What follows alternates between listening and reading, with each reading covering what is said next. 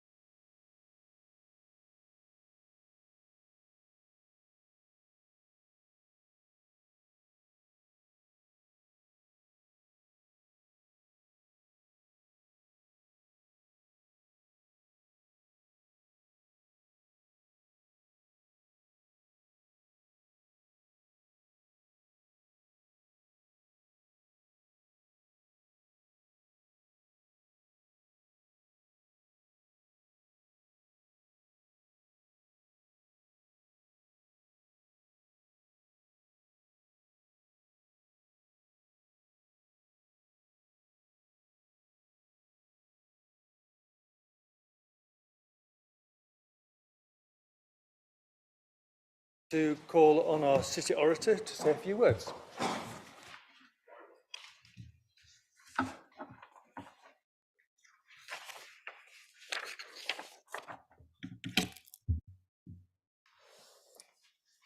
Remembrance is at its peak when the days become shorter in daylight and the freshness of wind kicks up.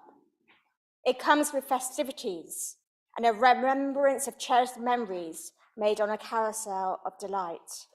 But for many, that delight is replaced with anxiety and, to a certain extent, fright. A fright of facing colder months alone in their mind palace, counting change to exist another day. Some have enough to eat, but are nailed to their fence in loneliness or trauma, which they feel unable to mouth aloud. War, poverty, health conflicts have always been rife, and whilst they will not disappear, advocacy is the greatest gift to give anything. Remembrance is kindness that is not for viewership show in the social media reel. Remembrance is all about going out of a way to give time and compassion, checking in on ourselves too. We all need rehydration and moments of reclaiming our breath. It is heavy work to build bridges between those past and present experiences. They are necessary in tying together the structures that pull us together, a future propelled in its fireplace warmth. Do not keep the light for just yourself. There is plenty of it to share when you want to reach out your hand for others to hold in loving harmony. Remember those of the past, but also remember those of the present and the future. Thank you. Thank you.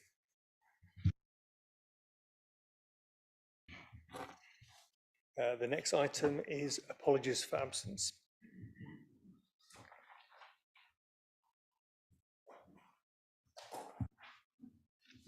Thank you, Mr Mayor. Apologies for absence have been received from councillors Wilmore, Riaz, Cleary and Udall. Thank you. And are there any declarations of interest?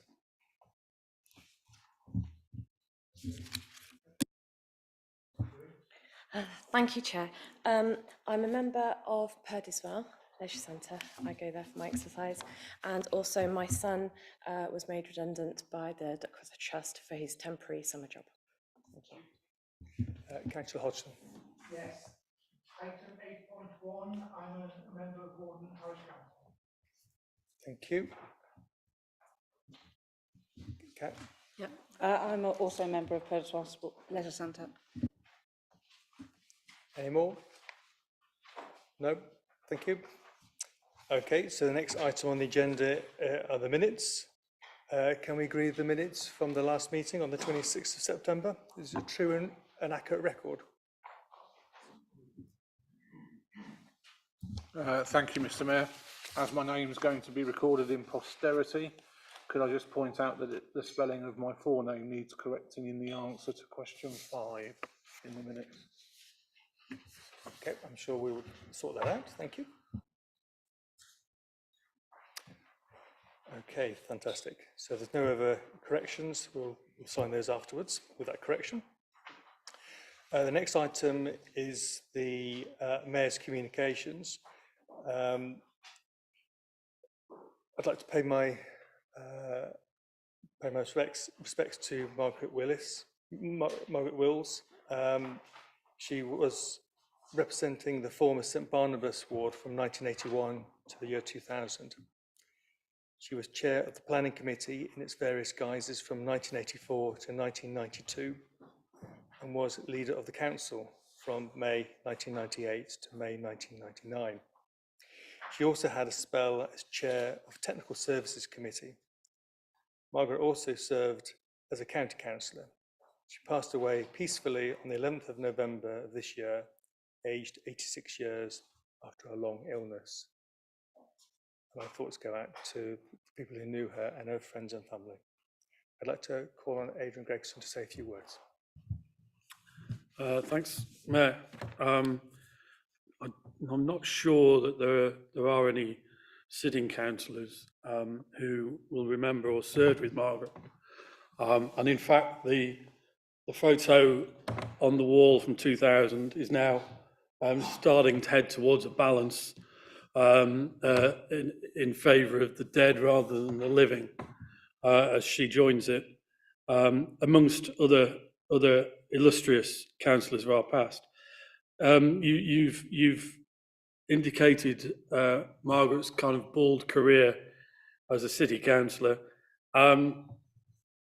What that entailed, of course, was doing an awful lot of work in the local communities, working with what has become Worcester Community Trust, communities around the park, a lot of work in her own ward, particularly in the Tolley Centre and KG5. She was, as far as we're concerned on this side, a landmark in being the first woman leader of the council from the Labour group. And she was a woman who exuded warmth, friendliness, humour, lateness, and was very well thought of across the political spectrum. She was a particular mentor to me when I started in 1992. And a lot of us have some very fond memories of her inside the party and outside. And I think that in terms of her legacy in the city itself, you only need to look at places like the Crown Gate was being developed when she was the appropriate chair, and to see the sort of legacy and the impact that she made on our housing conditions and housing stock. So, although it's been a while since she's sat in this chamber, she's certainly been an active member of our party for some time after that, until her illness forced her away from that. And I appreciate, on behalf of her family, the thoughts of council and the respect with which she was held. Thank you. Councillor Cookson. I just wanted to add to what Adrian said. He talked about how Margaret was a mentor to Adrian as a councillor. Actually, I joined Worcester City Council as an officer, as my first ever job. And one of the things that my job was as community safety coordinator, and Margaret was the chair of the partnership. And very much as an officer, she was one of the people that really helped me get my feet in my first professional career, and was really valued. So she was mentoring people both at officer level and at political level. A very, very great person who'll be sadly missed. Would you else like to say any words? No? Okay, thank you. Thank you very much for those words. Just continuing my communications, I'd like to make a warm welcome to Kate Collier, the newest councillor on representing Walden Parish South. Welcome. We've had a number of events over the last few weeks, quite a few armed forces events, kicking off with a mini conference for veterans organised very ably by Councillor Pat Agar. This was followed by the Gallivant commemoration, Poppies to Paddington, as well as the Royal British Legion Poppy Launch Fund, as well as the Armistice and Remembrance Days. We've had a number of notable events over the last few weeks since the last meeting. They include Civic Society lecture here in the Guildhall, which was a fundraiser for Age UK. I was also asked to take part in the unveiling of a blue plaque for Sheila Scott, who was an incredible woman from Worcester who broke very many aviation records. There is now a picture of her in the Mayor's Parlour. I hope will be a talking point for future mayors when you do your tours of the Guildhall. I'd also like to note the very well attended Black History Month here in the Guildhall, and thank you everyone who attended, particularly the staff who made the success, a great success of the event. We've had a number of awards given to apprentices recently from local businesses, TDM, and also Worcestershire Group Training. And last week we had the Small Business Festival. And on Friday, it was my honour to present some awards to teaching assistants that have been nominated for going above and beyond by their peers. And that was done by Unison. Saturday was very busy. I had 4 events on that day, but it started off with the launch of the White Ribbon campaign. And I think there's quite a few people who've been wearing the white ribbon. I can see Councillor Denham also doing that. And I know that a number of councillors have supported that event on the day. It's 16 days of basically campaigning for to support women who have been abused in abusive relationships. And of course, the highlight of Saturday was the turning on of the Christmas lights. So we've got a number of events coming up. This week we've got the opening of the Victorian Fair, which is on Thursday at 4 o'clock. And next week we've got a Christmas meal at St Paul's. That's on Thursday, the 7th of December, where councillors from each of the political groups will be serving the residents of St Paul's their food. There is another event coming up in 2 weeks' time, which is the Mayor's Charity Carol Concert, which will be here in the Guildhall. And it's a chance to have mince pie, a glass of wine, have some very nice music. It's lots of audience participation, and it's to raise money for the Mayor's Charity, Age UK. And I'd really like to ask all of your support, really, to A, please come along to it, and secondly, to help me to promote it, if you can, on your social media channels. It'd be very much appreciated. Okay, so turning to this particular evening, our last full council meeting lasted 3.5 hours. It was a long meeting. I know that group leaders have got together and done their best to try to sort of forge out some ideas of how they could try to make things more streamlined. And of course, there is always a balance between, getting the points you want to make across, but also doing it in a respectful way and in a timely way. We must make sure, obviously, that we give good weight to some of the later items on the agenda as we do our meetings. So hopefully people will keep that in mind. And finally, I'd like to invite you all to the Mayor's Parlour after the meeting for refreshments. So with no further ado, we will carry on with the rest of the agenda. So the next item on the agenda is public participation. We have 4 items tonight. Normally we have 15 minutes, but because we've got 4 people, we're going to have a slight extension of time. We're going to give 5 minutes to each speaker. So if the first speaker would like to come forward, which is Melissa Poulton.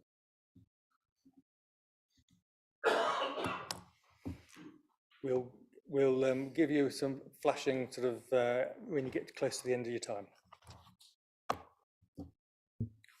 Over to you. Thank you. First of all, can I just say this might come with this comes with a trigger warning, because some people might find it horrible.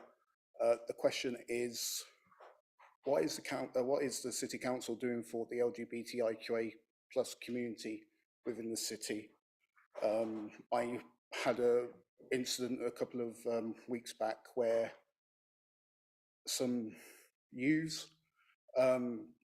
attacked my girlfriend and I, and it was horrendous and it was vile, and West Mercia Police are doing nothing about it. So I just want to know what, from a City Council view, what is the City Council doing to support the LGBTIQA+ community? Thank you.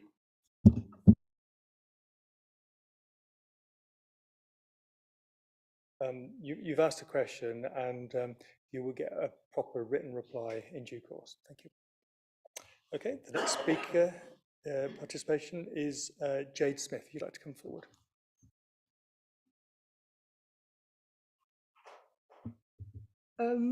More than 13,000 people in Gaza have died.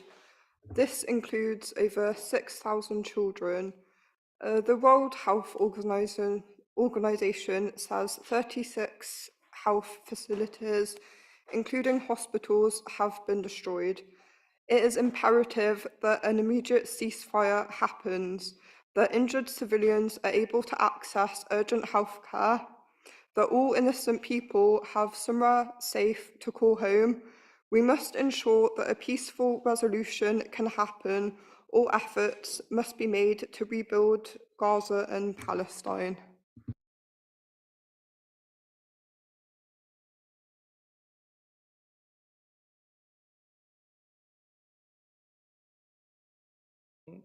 So Sahil, would you like to come forward?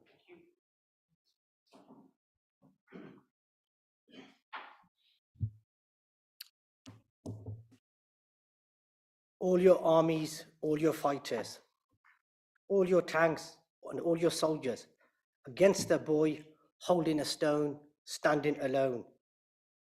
In his eyes, I see the sun. In his smile, I see the moon.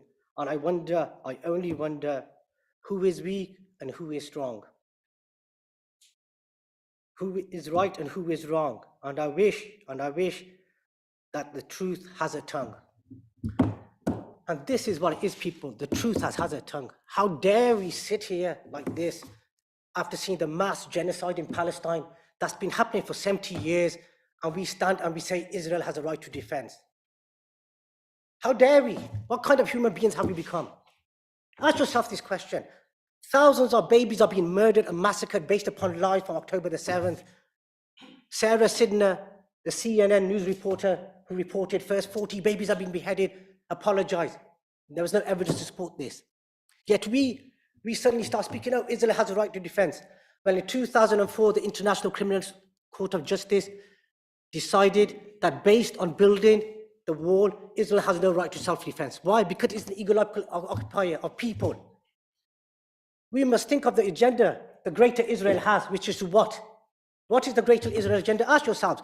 To wipe out all Muslims and Christian Palestinians from their holy lands. And not just from the Holy Lands, from the Euphrates to the Nile. We have Benjamin Netanyahu come on TV and talk about Amalek. We have ministers in Israel talking about wipe them, nuke them, kill them. They are subhumans. These Palestinians are subhumans. And we have the nerve to sit here and not even raise the flag for the Palestinians. It doesn't matter. It doesn't matter if our government doesn't recognize Palestine. The world recognized Palestine. There's a monument in London, 1917, recognition to the Palestinian people who fought for this country in the Great War. And we leave these millions of people and say, no, we've got to hide away. We worry about what Israel is. We all know what Israel is. Jewish people are being oppressed. Why? Because they are not speaking the truth. The Jewish people are saying, this does not represent our religion. People are being arrested. We go back to Jeremy Corbyn, when the whole anti-Semitism issue started. Why? He called an Auschwitz survivor to speak at a Jewish Holocaust memorial. And what did he do? He compared Israel's policies with the Nazi regime. And many other Jewish people whose families have suffered in the Holocaust have been doing the same. But we people, why can't we do that? Why can't we see what the genocide is happening? Because if we don't act now, how many million more people are going to get bombed? Israel has already got this bloodthirsty urge. It started off with car bombings like this in 1972 of Ghassan Khafafani, who wrote that poem in 1972. And they've aggressed to the point now they could drop thousands of bombs on children. The whole world sees. We see doctors in hospitals who are refusing to leave hospital. Why? Because they don't want to leave their patients and they know that they're going to die within a few days. And what are we doing? Nothing. People, we should have raised that flag. There was no reason not to. Why? Because we don't care about people. Because we don't care about babies dying. Otherwise, we'd have done it. We should be standing for the Palestinians. We have Christmas coming, and look how many churches are being bombed. Look at the Christian persecution of the Palestinians. And it's hidden away. Why? Because that's making an Islam issue. It's not an Islam issue. It's not a religion issue. It's greed and it's colonialism. Settler colonialism that has killed millions of people, from the Native Americans, from the Aborigines, from people in Africa. And it's happening again, and it's happening in front of our eyes. And we have lessons in history to tell us that we should say no, and we need to stand with the people of Palestine. It's no good sitting here wearing these suits and waiting for the next bombs to be dropped. Gaza has been blockaded. 2 million people have been blockaded for how long? Over 1 million children, bombs are being dropped. And we have a humanitarian pause. Come on, people, is that the kind of people we are? That we're going to see children dying and we're just going to let them die and pretend no, Israel has a right to defense, when they have been clearly the aggressor. They have a clear intention, which is what? To wipe out and get rid of all Muslims and Christians from that area, because they believe, and this is the most extreme belief I've come across, they have a belief, what? That they have a 2,000-year-old God-given right to that land. Isn't that the most extreme thing you've ever heard? That they could go rape, pillage, murder, and bomb and destroy people because they have a 2,000-year-old God-given right? People, we need to oppose this. What kind of councillors are you going to be? Especially you two, yeah? Because I haven't seen any of you two brothers speaking in public. Well, I have seen my brothers, yeah. I've seen Neil speak. I've seen many great people speak. People, we have to stand up. You nearly got your time. If you can just Okay, sum up thank now. you. Yeah, people, if we do not act now and stand with the Palestinians, millions and millions of more sufferings coming. Israel has showed what it's capable of. It's going to lie with this propaganda, claim there's tunnels in hospital. Under international law, last minute, Geneva Convention, hospitals, schools, UN buildings are supposed to save, but Israel is above the law, and no one can stop them because people don't speak out. And it's your duty as councillors to speak up and stand up for humanity and to save lives, because millions more will die. I tell you that today. I said it 13 years ago, and look where we are now. Thank you. Neil and Louis know that. Thank you very much. Thank you. Thank you for coming.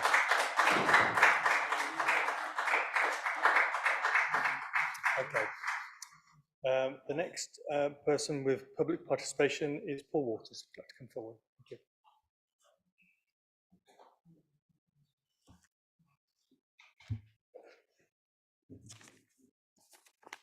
Right, thank you. Good evening. My name's Paul Walters. I'm the chairman of St Peter's Parish Council, and you will all have received a letter from me in support of option 1 for St Peter's on the electoral cycle. To reiterate, option 1 extends the term of office following the 2023 Parish Council elections by 1 year to 2028, meaning there would be no election necessary in 2024. Option 2 reduces the term of office following the 2023 elections to 1 year, with the Parish Council election in 2024. Both options facilitated the Parish Council elections being synchronised with city elections in 2028. The recommendation from the Policy and Resources Committee was to adopt option 2. I want to make sure that all city councillors are fully aware of what a decision to implement option 2 will mean for the residents of St Peters. What was not discussed in any detail last week was cost, but cost is absolutely critical to this discussion.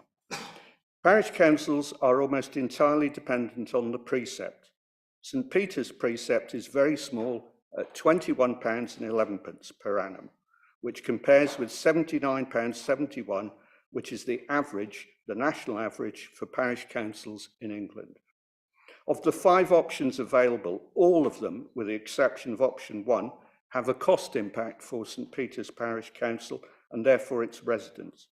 On the 7th of December 2022, Electoral Services sent the parish councils an estimate of costs for various election scenarios that might play out. The estimated cost of a contested election in St Peters in May 23 was £6,127.47, with £868.50 being the estimated cost of an uncontested election. It is reasonable to assume, with inflation, that these figures will increase to around £7,000 for a contested election in 2024 and £1,000 for an uncontested election. The St Peters precept at £21.11 per household translates into an annual income of £46,000. With the addition of the council tax benefit grant, which is a single payment of £993, that is St Peters Parish Council's total annual income. There is nothing more unless a city or county councillor makes a direct contribution to our festival cost. A £7,000 charge for election costs for a contested election means that if we were to pass this on to our residents, they would be confronted by a huge 15% increase on this year's precept costs. Put simply, for every pound that St Peters receives in income, the parish council receives in income, £1 would have to be deducted for election costs. Option 1 was available to residents in the public consultation. Clearly, if the arrangements set out in option 1 were somehow in contravention of legislation or somehow problematic, then it would not be available as an option. Section 53 of the Local Government and Public Involvement in Health Act 2007 refers to the power of a council to alter the year for a parish council ordinary election. It allows for transitional provision until 2028. Option 1 incorporates these principles. Moreover, we shouldn't choose to ignore the results of the public consultation. Thank you. Yes, 27 responses was disappointing, but the majority of respondents favoured option 1. My colleagues and I have asked ourselves if we are missing something here. Is there the perception that because City are having all-out elections next year, then parish councils must follow suit in the name of democracy? Let me remind you all that City councillors had the opportunity to vote for your change in electoral arrangements. Parish councils are obliged to follow suit, but don't have the same opportunity to vote on this. What kind of democracy is that?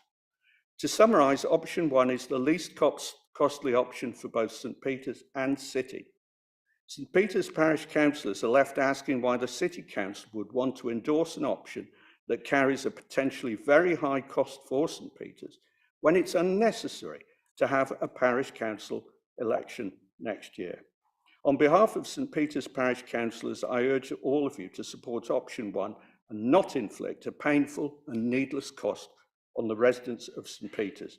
Thank you for considering our issues and concerns. Thank you. Okay. We're moving on to questions now.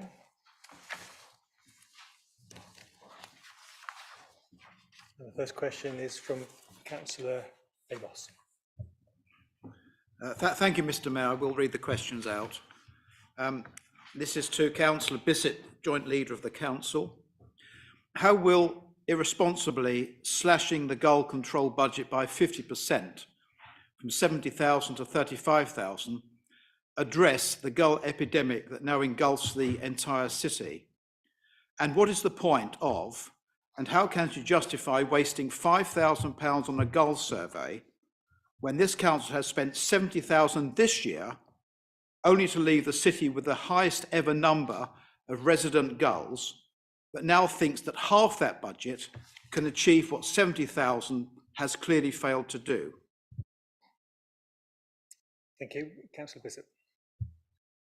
Thank you, Mr. Mayor. It is, this looks like a very clear and statement, but I don't think it really reflects the facts. And the facts are these: that the current core budget for tackling goals is 35.5k. That there was an increase of 30k approved by Environment Committee in 2019 and 2020. So since then, it's been 35.5k. And therefore, the core goal control budget that is factored into the Council's medium-term financial plan has not been reduced by 50%. It remains the same. Over the past few years, single-year increases have been approved from use of reserves. Given the financial challenge this Council faces, having to make savings of 2.3 million over the next 3 years, Environment Committee have approved a lesser single-year increase of 4.7k above the core budget of 35.5k for 2024-25. Having received a report that confirmed the proposals will maintain the impetus of past activity, focusing on the locations where most impact can be made. The additional 4.7k will be used for a goal survey to enable us to continue to monitor and assess the impact of our work on goal numbers, to inform future investment decisions on this area of work. In addition, having an up-to-date survey will be critical in supporting further successful applications to Natural England for licences to control goals. Thank you. Is there a supplementary question? Yeah, thank you, Mr. Mayor. There is a supplementary. I thank Councillor Bissett for that answer, I think. But isn't it the case that this council has never taken seriously the enormous disruption, disturbance, nuisance and health danger posed by these vicious flying rats? Normal, proper budgetary procedure would be to first establish the facts, for example, how many gulls are now infesting the city, and only then decide afterwards what the budgetary provision should be, rather than, as has happened on this occasion, slash the budget and then say, oh, by the way, how many more gulls are there now?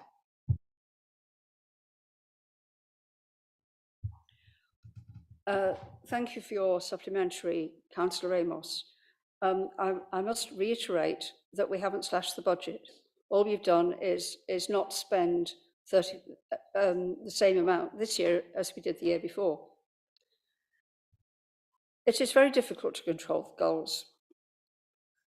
I think the council does a good job in what it makes a good job of trying to control the goals. That's it.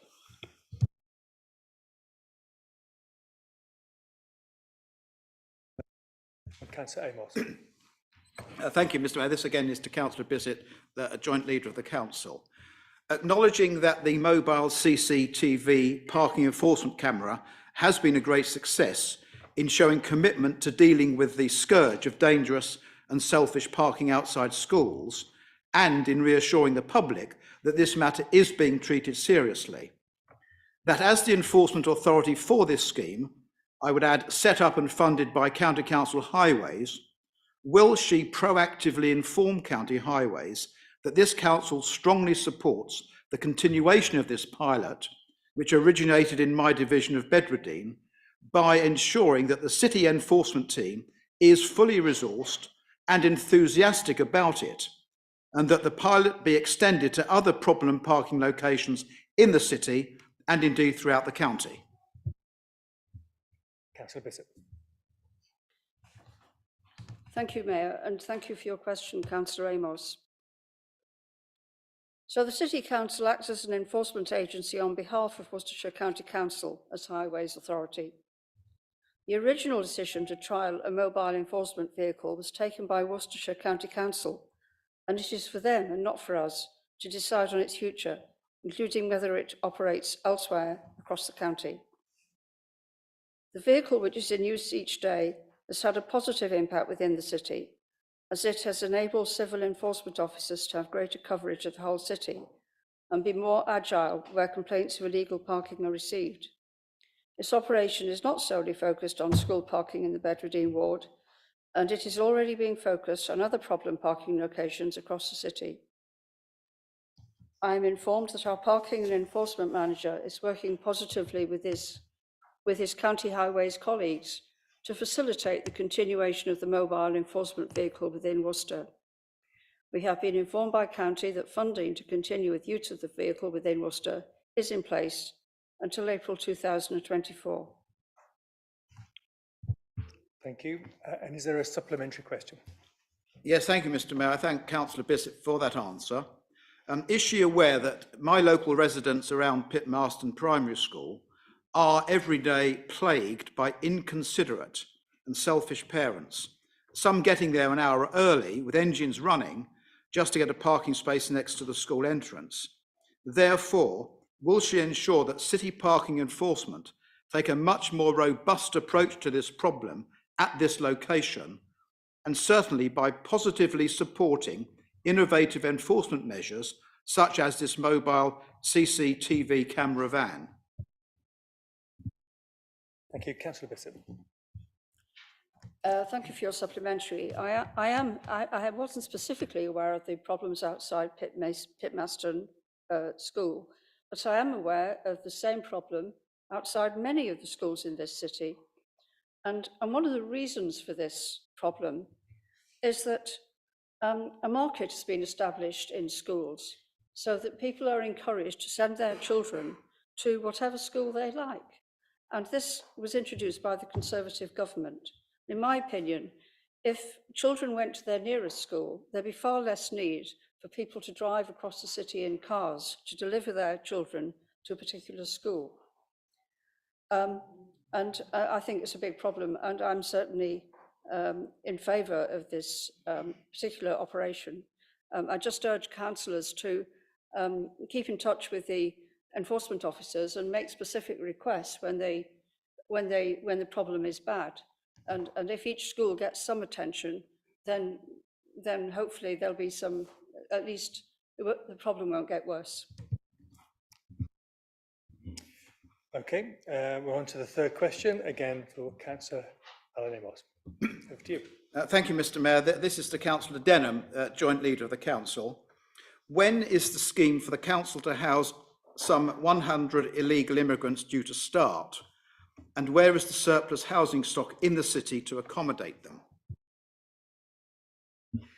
Thank you to Councillor Amos for his question. I'm not aware of any illegal immigrants in Worcester. If Councillor Amos is aware, then illegal activities and detection of them is the responsibility of the police. So I'd suggest he should make appropriate reports if he's aware of a problem. Councillor Amos, supplementary question.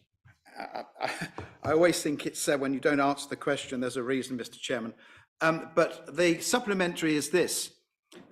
Does Councillor Denham think that housing illegal immigrants should be given priority over the 3,500 people on Worcester City's housing waiting list?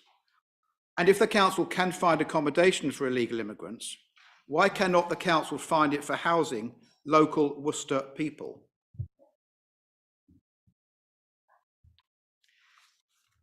Again, the terminology illegal immigrants is not one that I recognise. If you are referring to asylum seekers, then those are the responsibility of the Home Office, and that has been contracted out to Serco.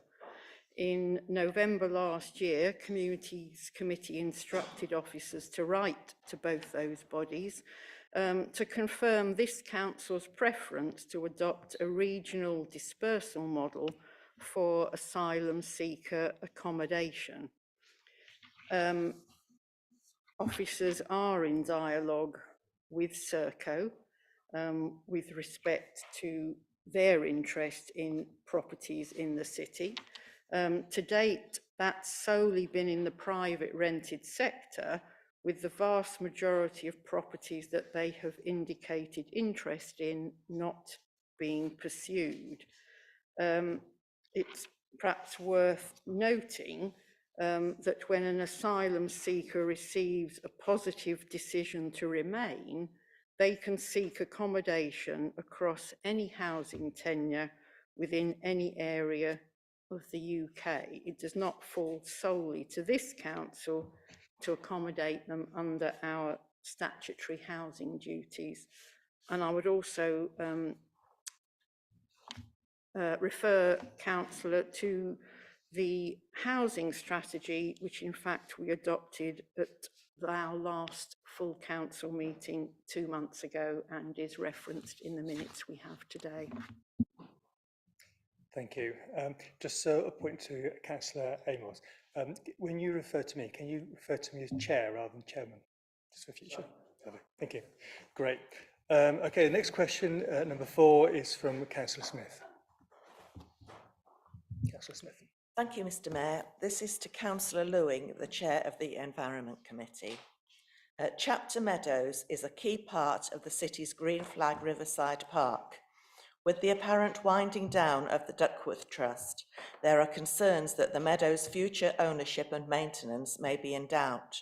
What is the City Council doing to ensure that this special area retains its historic place in Worcester's green space and biodiversity? I'd like to thank Councillor Smith for your question, and I understand that with the changes at Duckworth Trust, there are many services that Duckworth Trust have been serving for our city over the years that people are worried about, and this is just one of them. So I'd like to just clarify what we know at the moment, if that's okay. So for people who don't know Chapter Meadows, it's an area across from the cathedral, and it's been managed through grazing and cutting of hay since Roman times, acting as a floodplain and providing a home for wildlife, as well as being a green space for recreation. It's a really valuable and much loved asset in the heart of the city. The Duckworth Worcester Trust is ending its operational activity, and so officers have been meeting with trustees regarding the future ownership and management of the site. We understand that Duckworth Trust are talking to one or more organisations about transfer of ownership while safeguarding the site through continuing with the current management practices. The Duckworth Trust support numerous volunteers and has done for a huge amount of good work to promote sustainability and environmental issues over the last 25 years. And we'd like to thank everyone involved delivering the vision of the late Cecil Duckworth. Once we know more and once we get more information about what's happening at the Duckworth Trust, I will ask officers to bring a report to the Environment Committee. Thank you. Is there a supplementary question? Thank you, Mr. Mayor. Thank you, Councillor Lewing. What powers does the Council have to ensure green flag standards of maintenance into the future, please? Beth, was that to do with the Chapter Meadows? Yes. Yeah, so there are no live discussions about the council taking over the Duckworth Trust, looking after Chapter Meadows. There are other organisations who are in discussions. Apparently, the maintenance cost every year is about £20,000, and we don't have any detailed costing about that. There are also other pieces of land. There's a piece of land at Cotswold Way, known as Apex Ponds, and Duckworth Trust are again in discussions with third parties. So we're obviously interested in those. One of the key things that people should be aware of is that the Trust is winding up its maintenance operations with no paid employees, we think, from the 31st of December. So this is a key thing that we need to make sure is in place, but I know officers will continue to have dialogue with Duckworth Trust to make sure that these places are maintained correctly. Thank you. Thank you. The next question is from Councillor Cooper. It's to the joint leaders of the City Council. Thank you, Mayor. Marjorie, I think you're directing to, are you? Or to both? To both. Thank you, Mayor. I wondered if the joint leaders have had any feedback from the cabinet member for highways at Worcestershire County Council regarding the Worcester City Transport Plan, please. Thank you.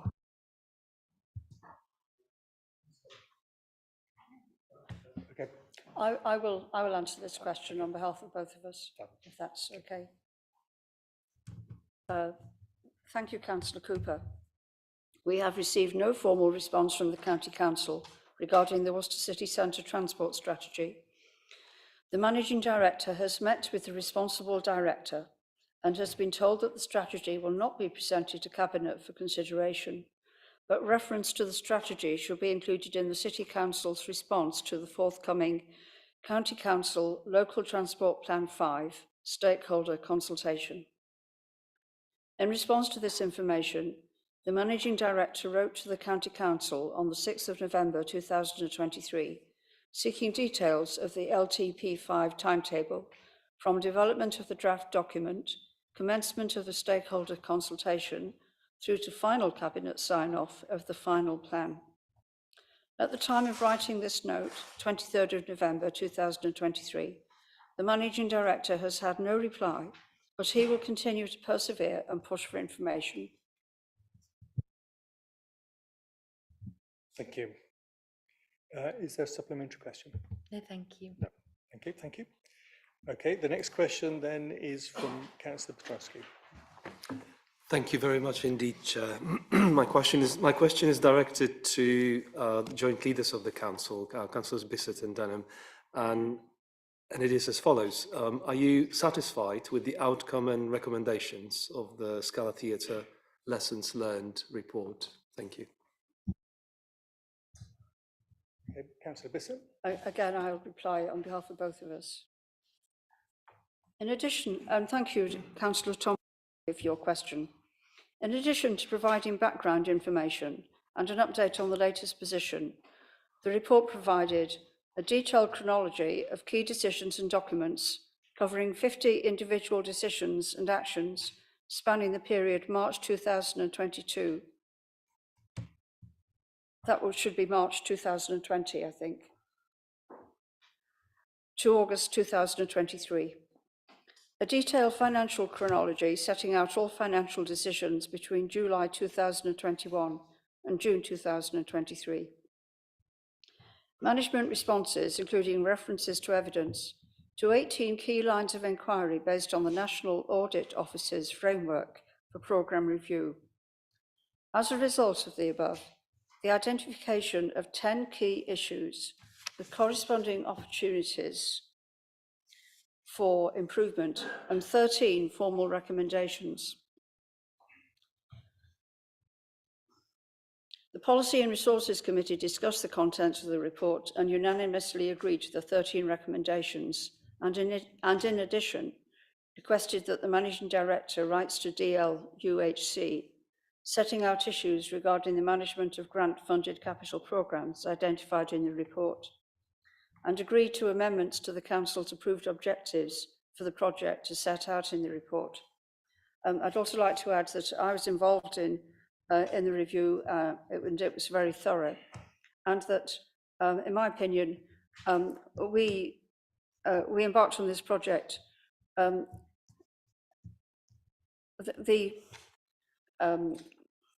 The project was made harder by the fact that there was a fixed timetable and not a long timetable to come up with the project, to cost it, and to get things moving.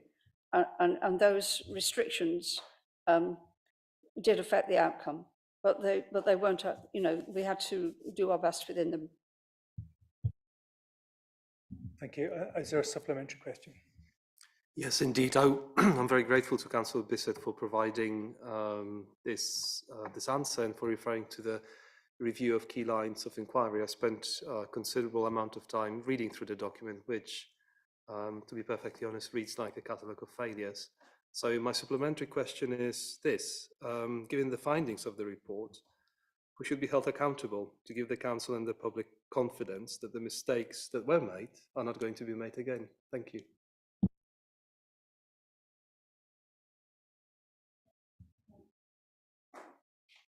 Thank you for your supplementary, Councillor Piotrowski.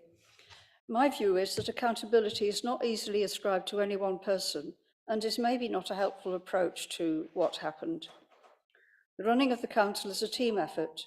As we so often remind ourselves, officers advise, councillors decide. The officers gave their advice in good faith, having worked diligently in preparation.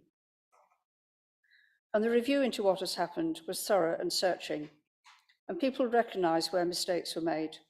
The outcome should serve us well in future projects. Okay, we're moving on. Councillor Agar. Thank you, Mr. Mayor. Tower Hamlets Council recently withdrew the young women's football team time slot at their practice ground and gave it to the men. Is the council aware of any such discrimination in Worcester? This is to the Vice Chair of Communities. Who is that? Yeah, thank you, Councillor Agar. I'm going to answer the question in the absence of Councillor Riaz, as is my duty as Vice Chair of that committee. Thank you to officers for providing the necessary information so that I can give a proper answer.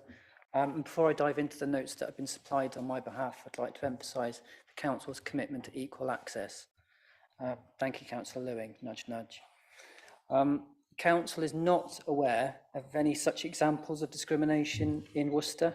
As part of our equality, diversity and inclusion strategy, we remain vigilant to exclusions, whether intentional or not. Worcestershire County Football Association have a women and girls football development officer based at their Claines Lane HQ.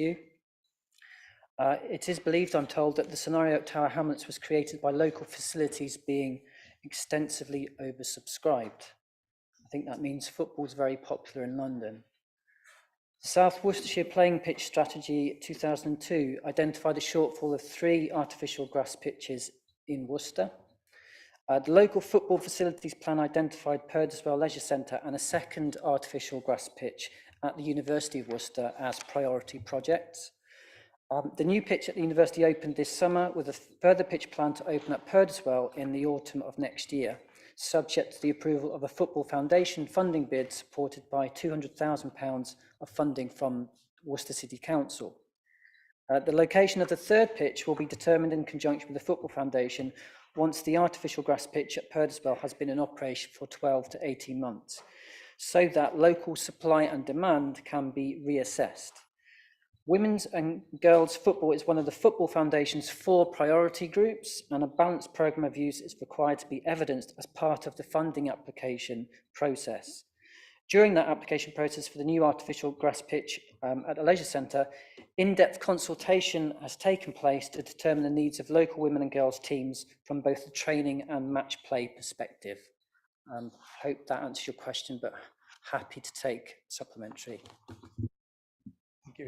Thank you. Yes, that gives me some consolation. I mean, we're all aware of the Lionesses' huge success internationally, and it's encouraged a lot of young women and girls to play football, a lot more of them anyway.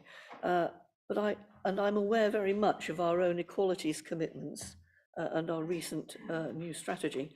But will the council ask our Communities Committee to look into equalities policies and practices at council-owned sports facilities and other council-owned venues to ensure that equalities are fully observed? Thank you. Short answer is yes. I have no notes for this answer. As someone who's been on a journey over the last 2 years, completely unrelated to football, the Equality Act 2010 has become my bedtime reading, and I will ensure that it's brought up with officers who help the Communities Committee do its work. So, thank you. Thank you. The motions are soon. If Rena would like to disappear, or if anyone else wants to leave this point, then feel free to. And then we'll move on to the motions. Thank you, Rihanna.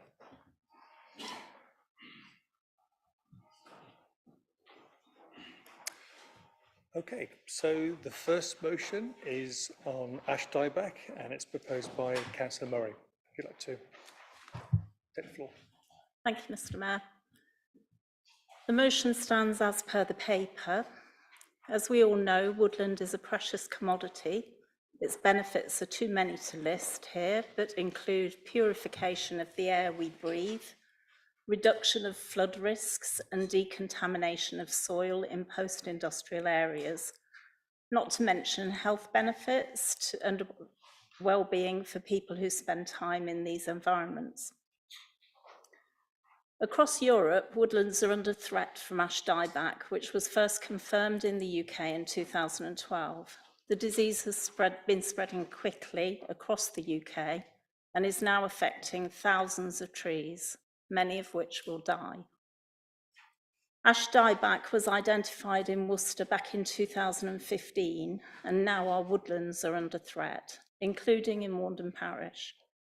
It is a disease that endangers 60 to 80% of the ash trees across the UK, poses an immense economic cost, and could take decades to recover from, if recovery is even possible.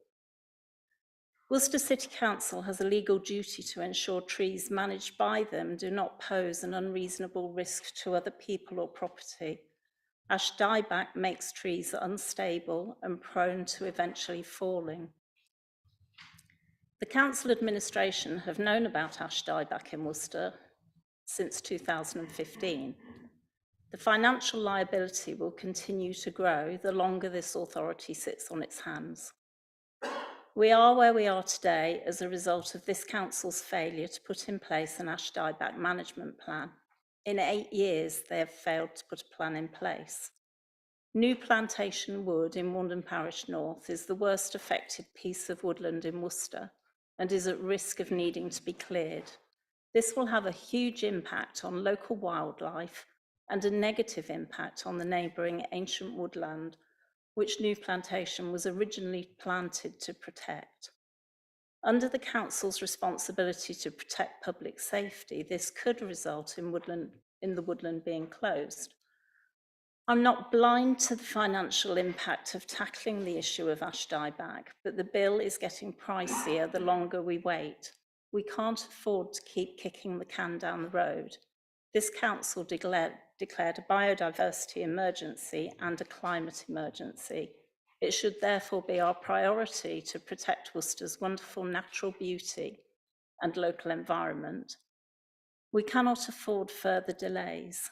I thank officers and members for the progress that has been made so far in this area, but strong words in this chamber and in committee rooms won't save our woodlands. This motion tonight will bring this to the top of the council's agenda, giving us the next steps to tackle ash dieback in our city sooner rather than later. I plead with members of all political colours to back this motion tonight, and let's get on with the job of keeping our city's woodlands healthy and open. Thank you. Do I have a seconder for that? I will second the motion, but I would like to reserve my right to speak towards the end, if that's okay. Thank you.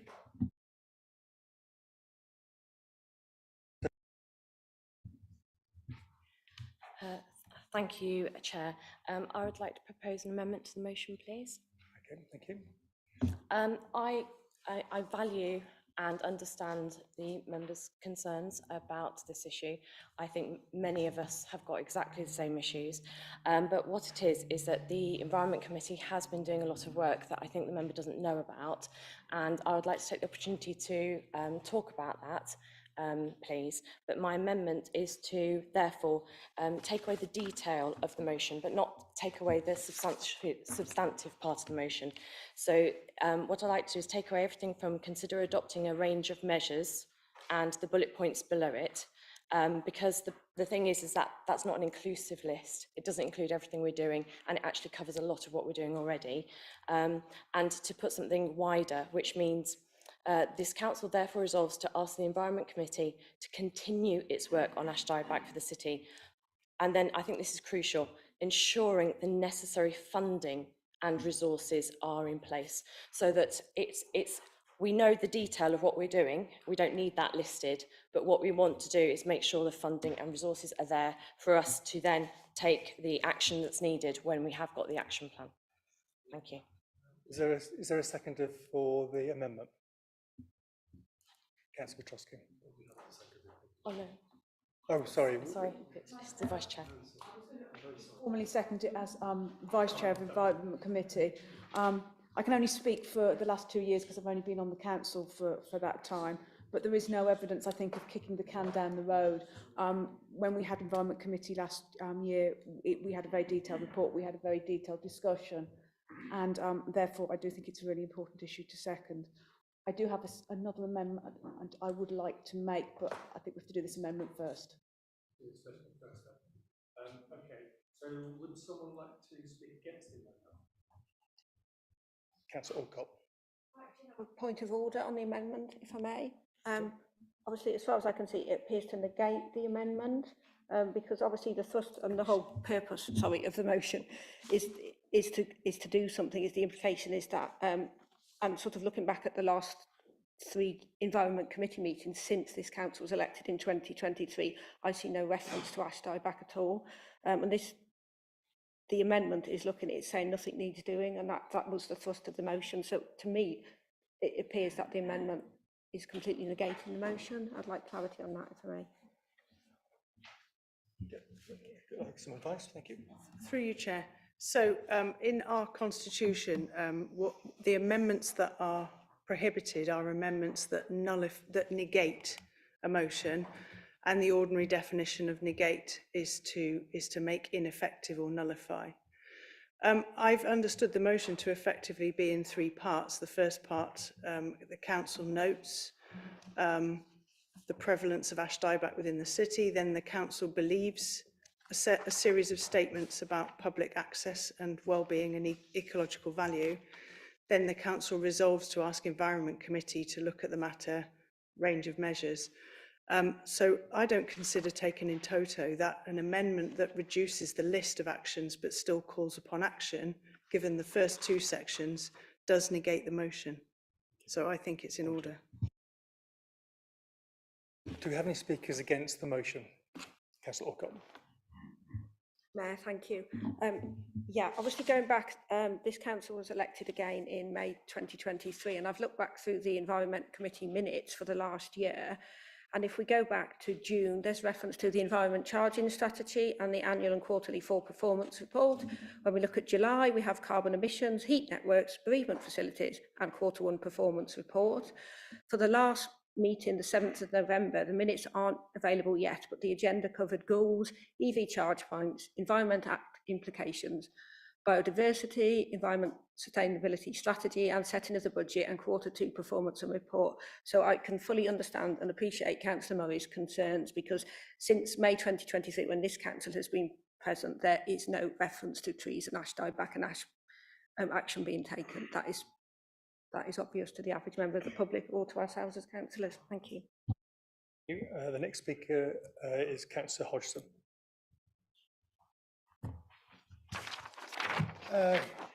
Yes, I must say I have concerns about this particular amendment because It should be on the amendment. on the amendment, yes. Yes.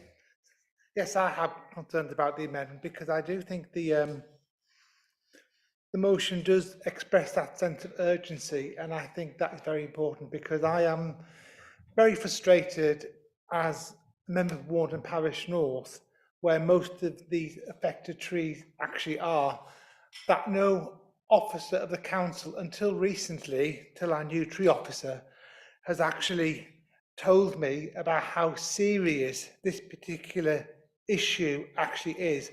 And we are facing a financial time bomb that doesn't seem to be any budget reference to it or anything. And we are going to, at the council, we are going to have to face up to this. And what this amendment does is it actually does water down this very important motion. And what I would say is, I do reserve my right to speak on the main motion, but I'm afraid I cannot support this particular amendment because we do need to take this action now, because the longer we leave it, the more it's going to cost. And I have actually been told, because of the delays we've had, because the information has not been put forthcoming to members, it is going to cost more money than it would have cost originally. Is there anyone else who'd like to talk about the amendment? Councillor Stanley, would you like to talk about the amendment or the motion? Mr. Mayor, thank you. Yeah, I have to oppose the amendment. The spirit of urgency that this issue needs is contained within the motion. There is still an enormous amount of ambiguity, and it may be clear to those who've served on the Environment Committee, but for those of us who haven't, there doesn't appear to be anything within the record that tells us exactly what has taken place. And for that reason, and there are others, I would have to oppose the amendment and support the original motion.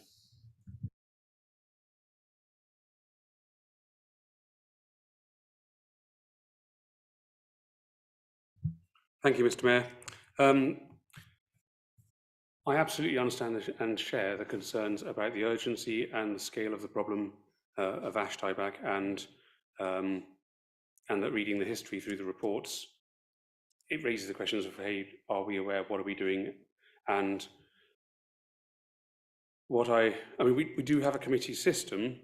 I think these are very valid suggestions and points, and I think that my understanding is that they are covered. I missed the last Environment Committee meeting through illness, tried to watch online, and it was a very difficult process because there were technical problems about following all that discussion. But this was a topic I did want to raise and talk about then. Members will remember at the September budget meeting, I raised the awkward question in the room about budgets. I think I totally understand. What I would like to see, as soon as is feasibly possible, is an update for all members on this problem, which is of budgetary concern for all of us and of local concern for many of us, because yeah, these are valuable sites, and our options become, as I've said before, increasingly limited and more expensive as time passes. We do have this process, so I'm torn between the emotional thing of, yes, I like all the points that are here. I'm also aware there is a process. I think everyone involved on the committee and officers' attention is very much focused on this problem. So moving forwards, yes, I wish that this level of focus had been there 2-3 years ago, but I can't turn time back. But so, yes, Mr. Mayor, not yet fully decided about this situation, but what I would like to see and would urge is better communications and briefings for all members on particularly this topic, because I think that's where this sense of concern arises from, hey, what's going on here? Thank you. Okay, Councillor Jagger. Am I able to speak against the amendment? You're speaking against the amendment? Yes. As a member of the Environmental Committee, I was at the last meeting where we very briefly discussed ash dieback after I asked a couple of questions about it. I have actually been through all the documents from the Environmental Committee going back a few years. And on the minutes from March 2023, it was reported that an action plan based on the Tree Council was being drawn up and was meant to be presented to the Environmental Committee on the summer of 2023, but this has not happened. At our last meeting, we were told that they were due to come in January, but maybe in March. So I feel that even though I know that there are some things going on in the background and there is a lot of work, this needs a little bit of urgency because looking at all the documents, there is a considerable cost of delaying it, particularly as the trees that might need to be removed can only be removed at certain times of the year. So any delays are likely to propagate the disease, are likely to increase the cost. And in the spirit of making this an urgent action, I would like to reject the amendment, even though I recognize the good intentions behind it, and I recognize that there is some work going in the Environmental Committee. If there's no other speakers, I'll ask Councillor Lewing to summarise for her amendment. Yeah, thank you, Chair. Yeah, I really welcome this opportunity to talk about this because it is extremely important.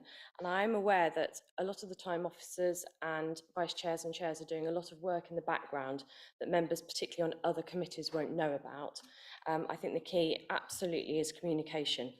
And I'm just going to go through some key things. So the council does have a statutory responsibility in respect of trees that it owns on its own land, and we need to reduce and remove tree-related risks. The work is supported by a continuing programme, and this is all the time, all year round, of inspection, assessment and management of trees on our land. Surveys completed by the council's tree officer early this year indicated 2 areas, Lawnbrook and New Plantation, which require enhanced monitoring moving forward, and that is what is happening. Works identified as necessary are being carried out by the tree team, concentrating on those trees which are significantly diseased or pose a risk to public safety. That is absolutely key. If an ash tree is found to be progressing to or presenting an unacceptable risk, this will be managed accordingly. The tree team have been felling ash trees already. Early this year, a large tree next to in Asworth Cemetery was the first to go. We've had several mature ash trees removed in Diglis Park and Dines Green. So ash trees are being removed by our own team. In respect of ash dieback, as confirmed within previous committee reports, some areas of the city, and particularly your ward, have got a high proportion of ash trees, and we recognise that these also tend to be areas where you've got dog walkers, people doing family walks, there's natural play, and of course a huge amount of biodiversity. So we have to be really careful how we manage this, and this is why we need a strategy. We are hoping that the strategy will be presented to Environment Committee in January. I really hope it's January. I've been told it might be January, March, but I will push for January. We will therefore seek to balance a risk-based approach to managing diseased trees alongside the need to provide safe access to areas that are regularly used by residents. The strategy will utilise good practice, and this is going to be using work and templates from the Woodland Trust, which you talk about. We've actually met several months ago, Councillor Denham and Bissett, we met the Woodland Trust. They are already talking to officers, and we've been consulting them with their work. Also, what officers have been doing, they've been going around the country talking to other councils who are further ahead or have made decisions already. We're trying to see what is best practice. So what's gone wrong, what could be better, what could we improve on? And the general feedback is that councils are adopting a risk-based approach because it has to be cost effective. We haven't got £1 million to spend getting rid of ash trees and getting somebody in to get rid of them. We don't want to devastate these woods and leave vast tracts of no trees. It's just devastating for the residents, devastating for biodiversity. So we need to manage the ash dieback and not simply move areas and removing large numbers. One of the problems is when you remove large areas of trees, you use heavy equipment and you cause huge damage to the wood. So the fundamentals of the strategy that we're looking at will be based on the need to take appropriate and cost-effective interventions that focus on public safety. This strategy will need to have a robust communication plan.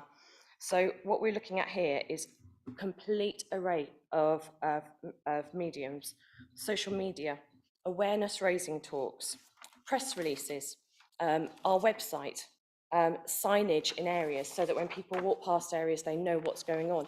You see the negative press when we do pollarding of trees during normal maintenance.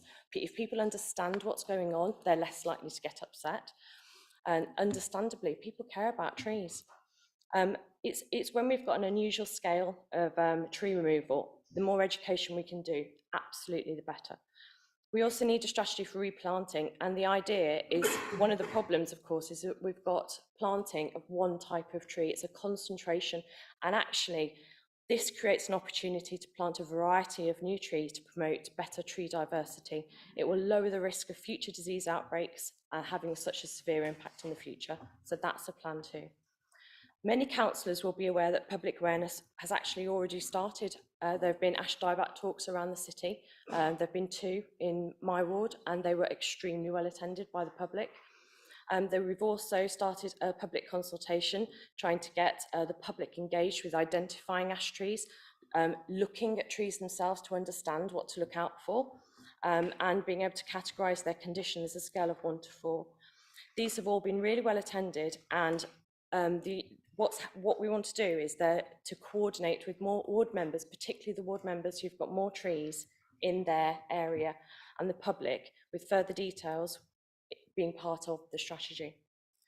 So the problem is that there's no predictor for the rate of disease progression on an individual tree. What we've seen is trees that looked really bad last year and we thought they were going to look terrible and almost have to come down this year actually haven't done so badly, and other ones who looked all right have looked terrible and have had to come out. So the progression is not inevitable, and typically an infected tree of any age may die within 4 years, but healthy, otherwise unstressed mature trees can actually survive a lot longer. There are other surveys that indicate that trees are showing a higher level of tolerance to the disease in some areas of the country and in some types of trees. So it's a really complex subject topic, and we've really got to get this right. We've recently also done a bid to the Urban Tree Challenge Fund. We've already got that money. We had a successful team planting 50 trees and continue to work closely with colleagues. They're already talking to other councils, to districts and county, because obviously a lot of the trees are on the county land, in applying for further funding when opportunities arise. Also, the sustainability team are currently working with the Canal and River Trust, because a lot of the trees are along the canal and along our river, so that's really important too. So the draft ash dieback strategy will include how the council intends to replenish the locations where trees have to be removed and take advantages of the felled wood. That's another thing that you talked about. Councillors may know that we've got a new officer looking after our play management areas. He's a big fan of natural play and using felled trees for that purpose, but there are also obviously other opportunities for felled wood and income for the City Council. We've also got a new in-house tree officer in the planning team. I think this is really important for people to know, because having an in-house planning tree officer means that we can get some strategic policy written as part of the planning committee. That will help with biodiversity gain from planning, but also looking at tree cover percentages for the city. And I just want to reiterate that there is urgency. I wish something had been done earlier. You know, I'm chair this year, and actually I'm with Zoe. We've only been here a short time, and we've been pushing it at every meeting that we can. But ultimately, we're in a very sad situation, the loss of the trees to the city, and it's vital that we deal with this problem to minimise the impact of ash dieback, but we can't do that unless we have the necessary funding and resources in place, and I think that's absolutely key. So I hope that members see that the Environment Committee is committed to improving the Worcester environment and taking this programme of tree planting and woodland management very, very seriously. So that is why I've proposed this amendment, because really the detail that you've got doesn't cover everything that we need to do, but includes things that we've already done. And what I want to make sure is that we have the funding and resources in place. Thank you. So all those in favour of the amendment, please show their hand. The amendment? You sure you? We're voting for the amendment, not for the motion. Yes, the amendment. Yes. Oh, yes, sorry, yeah. Sorry, yes. Get myself confused. So, all those in favour, yes. God. All those against?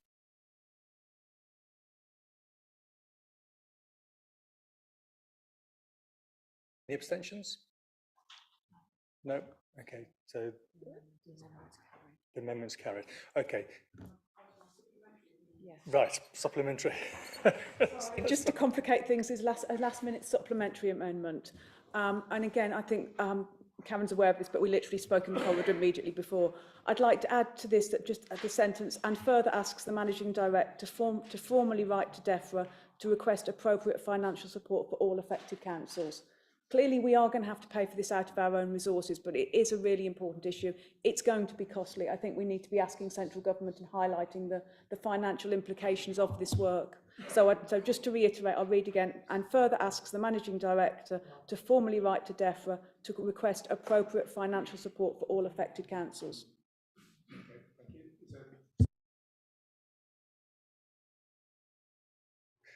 We're going to now debate the next amendment. All those, would anyone like to speak on this amendment? No, anyone like to speak against? No, fine. We'll go straight to the vote on that then. So all those in favour of this amendment? This is the amendment to for the managing director to write to DEFRA.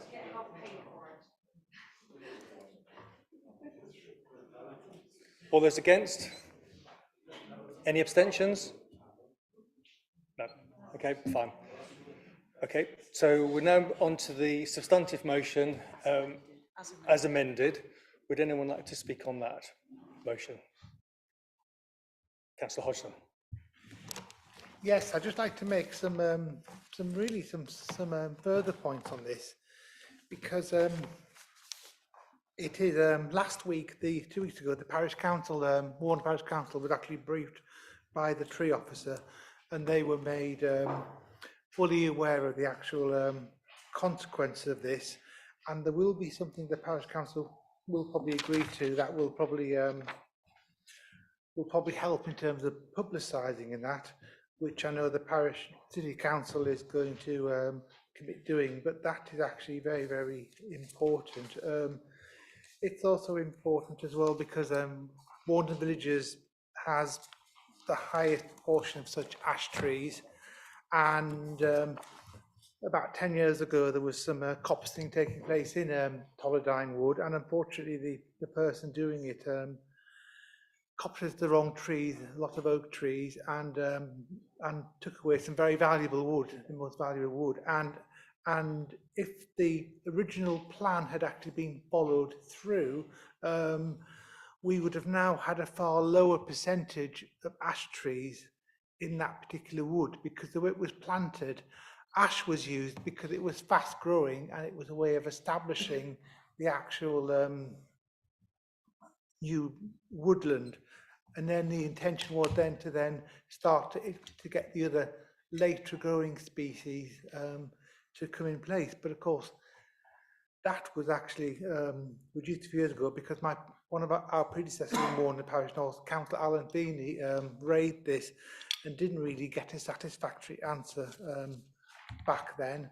And yes, regarding the list of things to do, I would add to last year, the list in the motion isn't necessarily a comprehensive list, and there's lots of things we can put in, like example, like memorial trees, and we should be trying to seek, local corporate sponsorship as well. And regarding the amended motion, getting more money for DEFRA, I think it's something certainly worth lobbying for. Whether we'll actually get it or not is something else. But I always say, if you don't ask, you don't get. So yes, I will be supporting the motion, but it is very disappointing it's actually come to this, and hopefully by having this on the paper tonight, we can actually give this the urgency it now deserves, because we haven't really seen much evidence of it so far.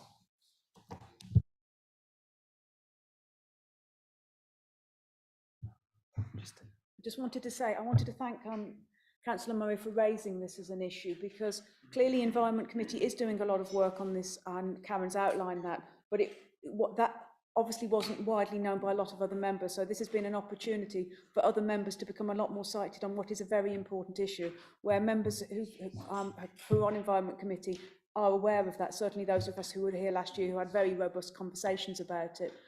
But I just wanted to thank Sarah for bringing this to the attention, making sure that all councillors are cited on it, and also to say that the Environment Committee is aware of the urgency of this, but we need to do this in a planned and measured way, and I think Karen's outlined that.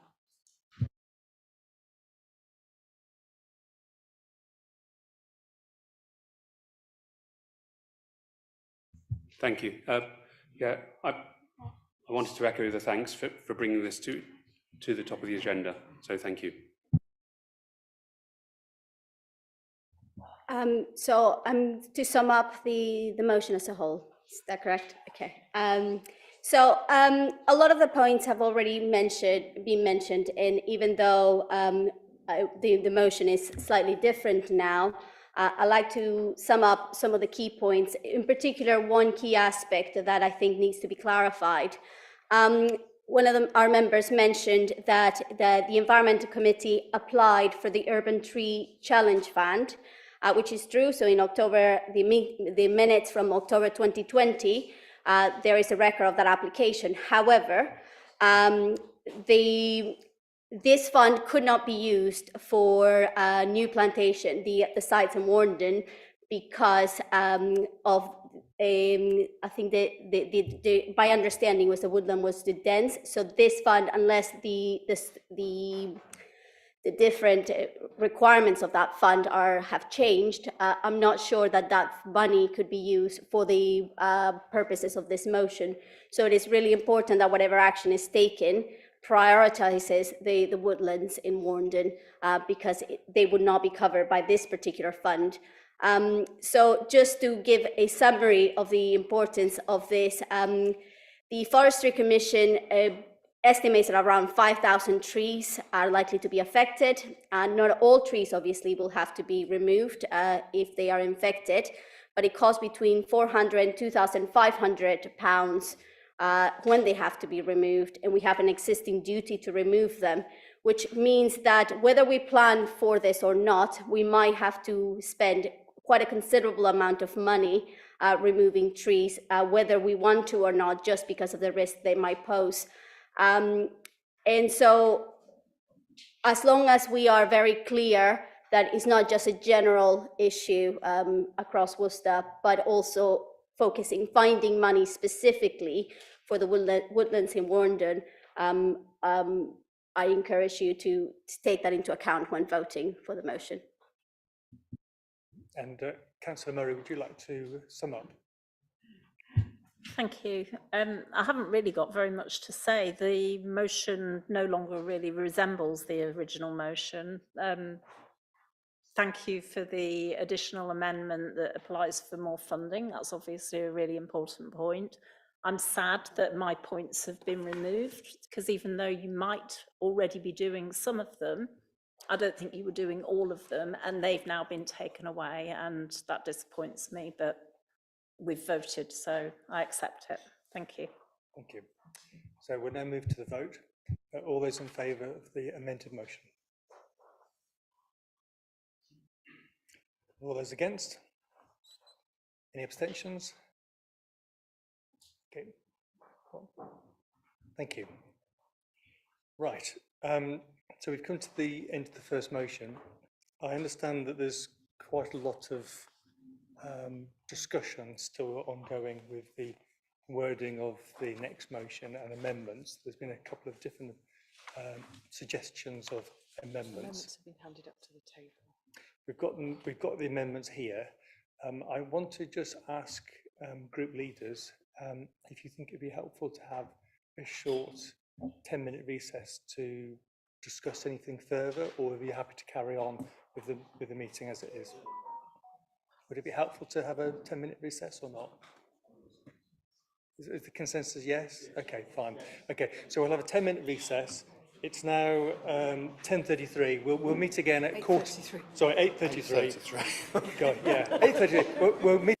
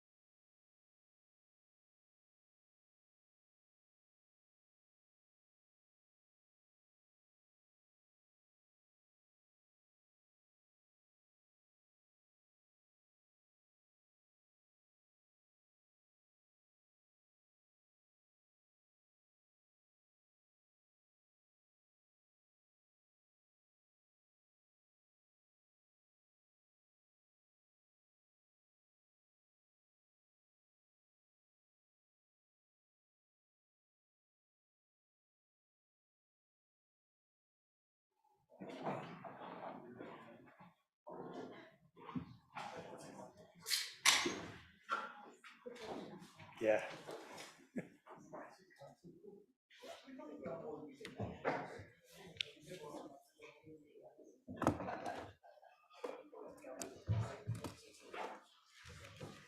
To say your bit. Got it.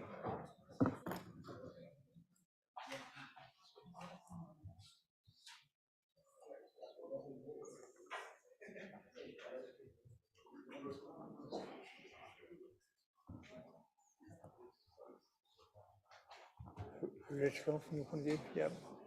Okay. Okay, everybody. Thank you very much. I'd just like to say a few words before we start this discussion. This situation is obviously a terrible situation, and I think there are going to be some very strongly held views on all sides. And I think we need to be aware of the power of our words, and that we have communities that we represent, and what we don't want to do is to cause unnecessary upset or divisions in our communities. So we need to be choosing our words carefully.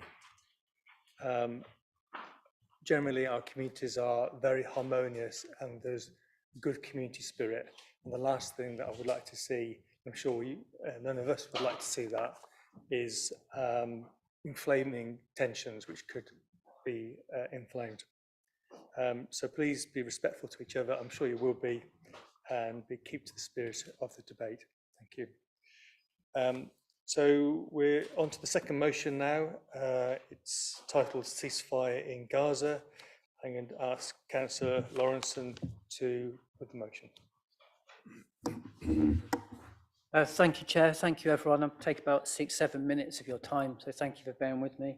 The most powerful speech in support of this motion has already been given by Sahel Faraz, one of our public speakers, so thank you, Sahel, Bob. Appreciate it. I feel it's important to emphasise, before I get into the motion, it's important to emphasise the importance of international law, the reality of genocide, and the need for a ceasefire. I want to also say at this point that we will never bring about peace until we recognise the root cause of this tragic cycle of violence, which is the occupation of Palestine. There's been some confusion about which motion we're debating tonight, so I feel obliged to read out the whole thing in its entirety, so bear with me again.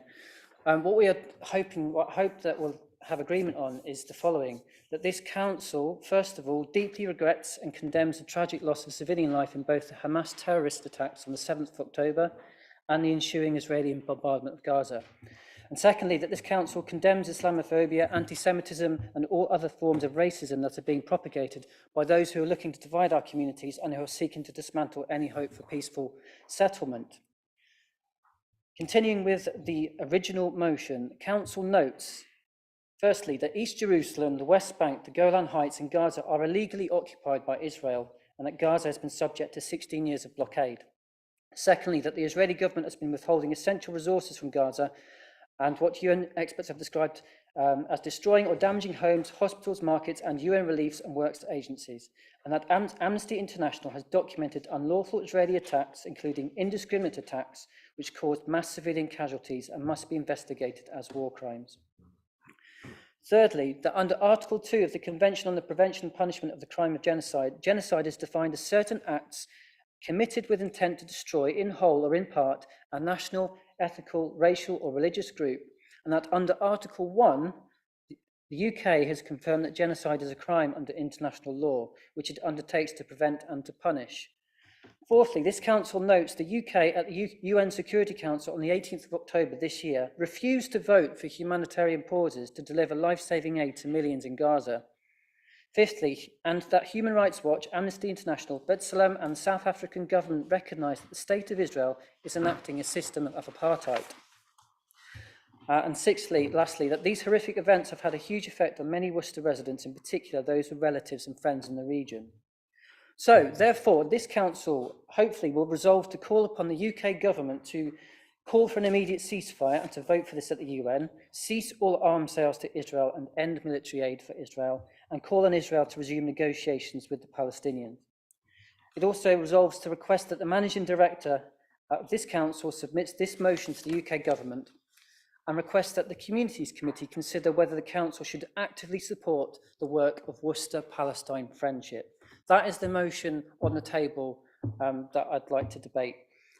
In support of the motion, I'm going to read what I consider to be a short speech. Similar ceasefire motions have been passed elsewhere in the UK, including Sheffield and, as of last night, Oxford, where it was passed unanimously. I would love it if the same outcome could be achieved here tonight.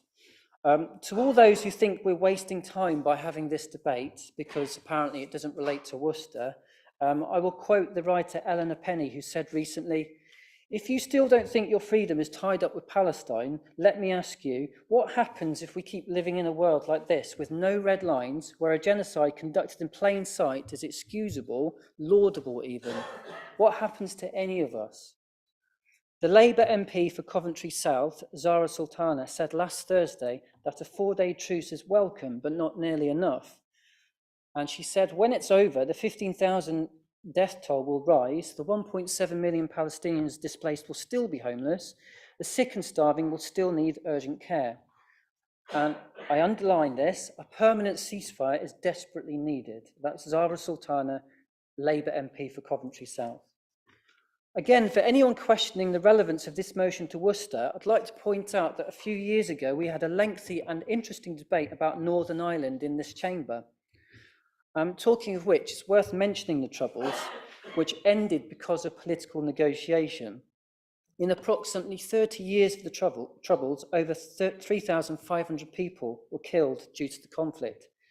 As Zara Sultana said, in 8 weeks, the death toll as a result of the Israel-Hamas conflict is over 15,000. That's in 8 weeks. According to Medical Aid for Palestinians, Israeli forces and settlers have killed more Palestinians in the occupied West Bank since the 7th of October than the whole of last year, and more in the last 8 weeks than during any other year since 2005. So if this is about Hamas, who were elected in Gaza, why are Palestinians being killed in the West Bank? Israel's finance minister has declared that there are, and I quote, 2 million Nazis in the West Bank. That is, quite frankly, genocidal language. The Israeli defense minister said last month, I quote, "Gaza won't return to what it was before. We will eliminate everything." This is genocidal language. This isn't about religion, as was said earlier, or defeating terrorism. And in any case, how could you defeat terrorism by carrying out even more terrorism? This is about colonialism. This is about Israel being a military front in the Middle East. I'm almost there, trust me. As Paul Murphy, member of the Irish Parliament, said as this conflict, the recent round of the conflict began, what is happening right now is barbarous, is savagery, is murder. And it's important we don't just use that language for stuff that some Palestinians have done, but that we use it for the US-made and donated bombs that have been rained down on the people of Gaza right now. And understand that the cause of what we've seen over the last number of days is the occupation, is an apartheid state that consciously discriminates against Palestinians, is a policy of ethnic cleansing. That is the root cause of this, and the answer is an end to the occupation. Paul Murphy, Irish Parliament. Almost there. Another quote. So, I was outside there with Sahel and hundreds of other people protesting against Operation Cast Lead in late 2008, early 2009. In January 2009, the Jewish Labour MP, Gerald Kaufman, made the following comments in the House of Commons. "My grandmother was ill in bed when the Nazis came. A German soldier shot her dead in her bed. My grandmother did not die to provide cover for Israeli soldiers murdering Palestinian grandmothers in Gaza." January 2009. The present Israeli government ruthlessly and cynically exploit the continuing guilt among Gentiles over the slaughter of Jews in the Holocaust as justification for their murder of Palestinians. The implication is that Jewish lives are precious, but the lives of Palestinians do not count.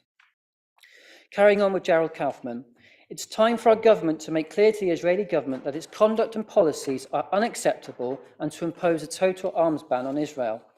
It is time for peace, real peace, not the solution by conquest, which is the Israelis' real goal, but which is impossible for them to achieve. So those comments are sadly just as relevant now as they were when they were made almost 15 years ago.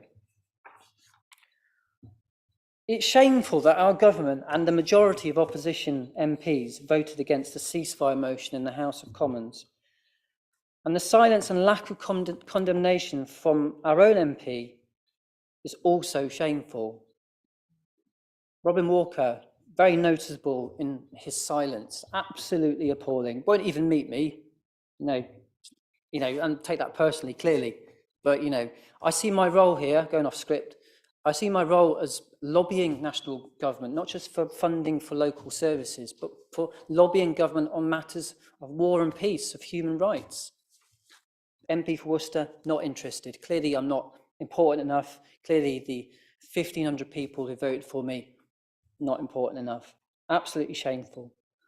So to conclude, therefore, we need to vote to put pressure on political leaders to do what they can to secure a permanent ceasefire. I urge all councillors in this chamber to vote to stand in solidarity with the people of Palestine, both in Gaza and the West Bank. Vote to reject war crimes, collective punishment, and mass displacement. Vote to support our Jewish and Muslim residents. Vote for peace. Vote for justice. Vote for human rights. Vote for this motion. Free Palestine. Thank you.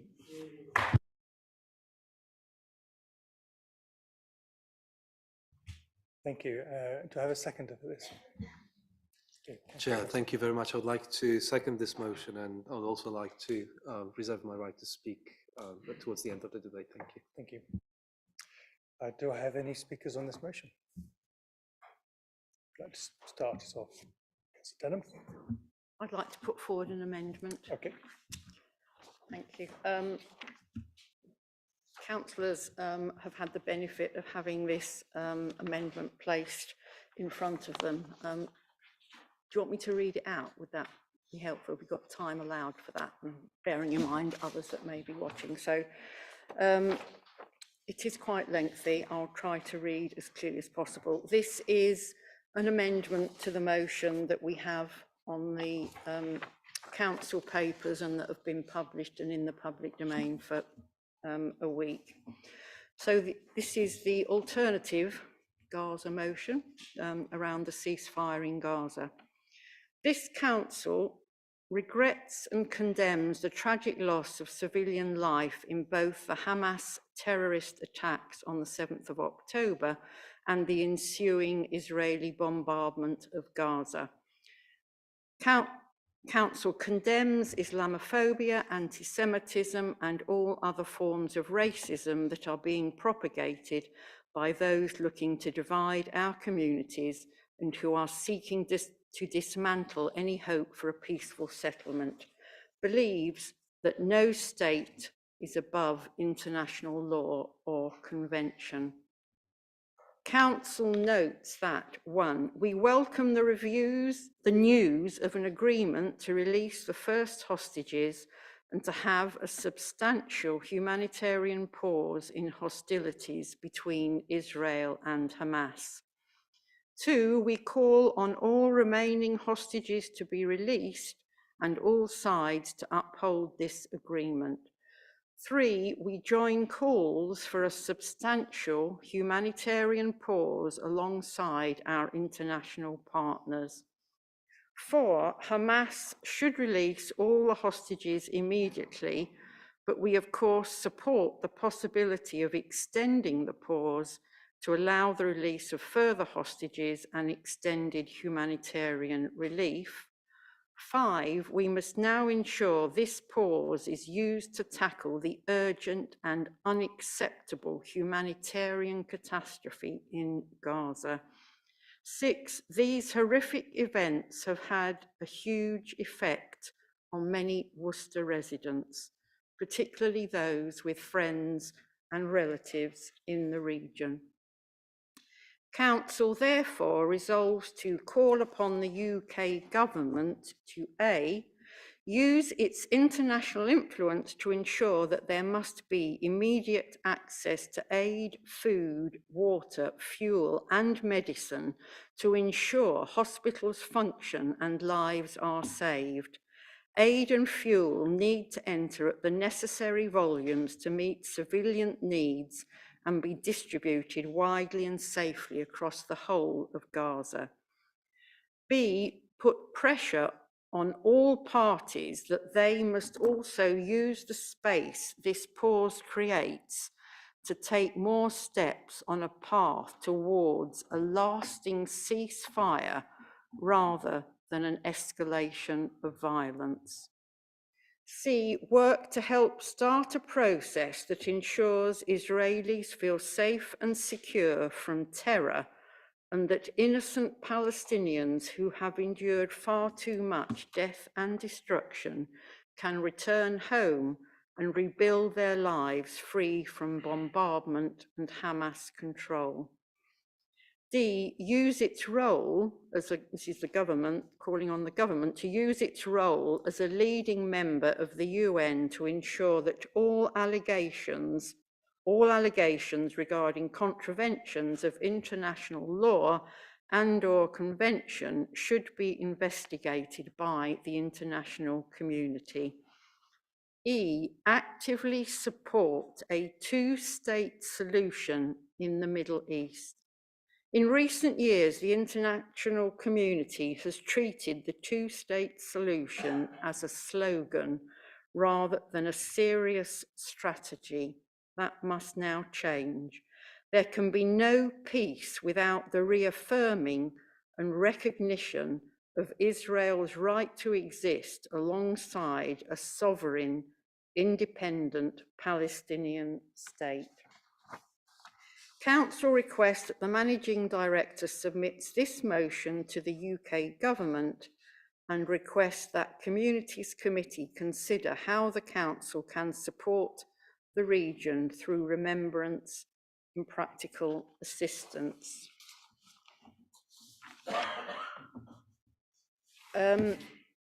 We've posed this amendment because the motion before us is out of date and problematic.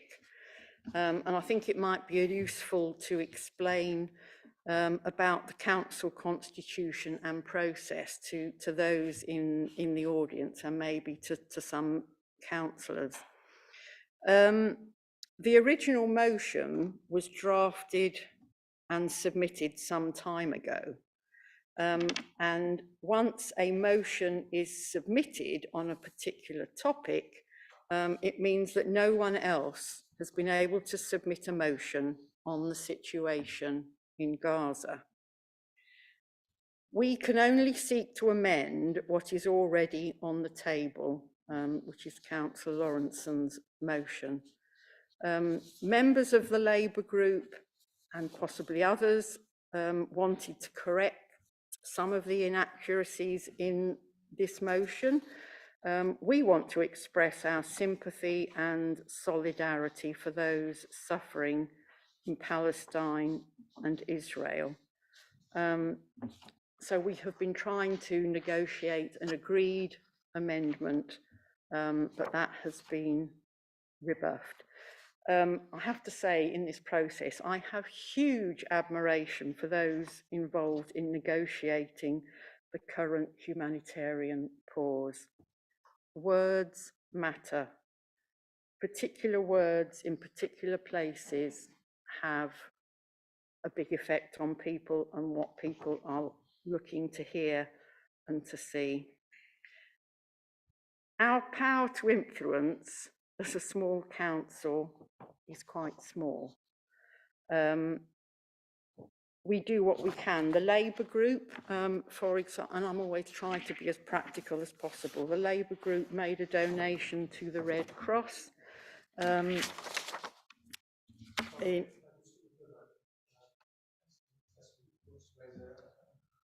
It is a point of order. I really appreciate your intervention. The point of order has to do with words.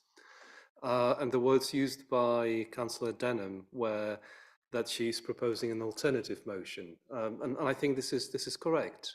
And the reason for that is that I think what we are, I do appreciate the explanation of the sort of realpolitik of what was behind it. But I think what we are not agreeing on is the call for immediate ceasefire, loud and clear. Something that our speakers in the public audience spoke about. I suppose my point of order is, rather than having an amendment to Councillor Lawrenson's motion, we heard a version of an alternative motion, and I think for that reason, I personally won't be able to support it. Thank you. I apologise for the use of the word alternate. This is an amendment to the motion that is on the council papers. It uses... So refer to the officer. So the Constitution permits amendments which do not negate the motion. This is obviously one of the most carefully considered issues that we would have on this point of the Constitution. I would always, trying to provide advice on whether a motion is amended, is consider the overall purpose and effect, the totality of all the sections laid out. It can't be the case, coupled with the provision in the Constitution that prevents other motions on the same matter, be the case that amendments can't be permitted. However, it must be so as to not negate the original motion. So we must maintain the spirit of the original motion, which, if Councillor Lawrence would permit me, I would say there is the essence of the motion is calling for a ceasefire. It's entitled ceasefire. That must be a part of the revised motion. Otherwise, I think we would have a negate scenario on our hands. So I'm looking for reassurance that the words around ceasefire are in here. I think that's at the heart of the motion. It's entitled Gaza ceasefire. The alternative is, but I think those words would need to be in the motion. That helps. It refers to lasting ceasefire. Council therefore resolves to call upon the UK government to put pressure on all parties that they must also use the space this pause creates, current humanitarian pause, to take more steps on a path towards a lasting ceasefire rather than an escalation of violence.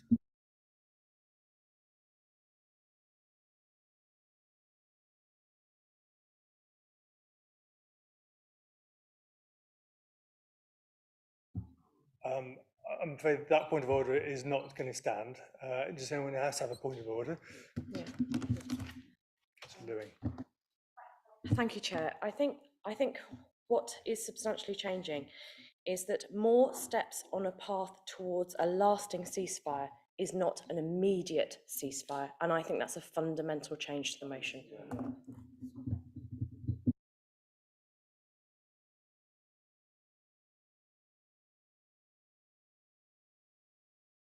It's not about a ceasefire sometime in the future along a path somewhere. No, if I may, It's about being now. If the councillors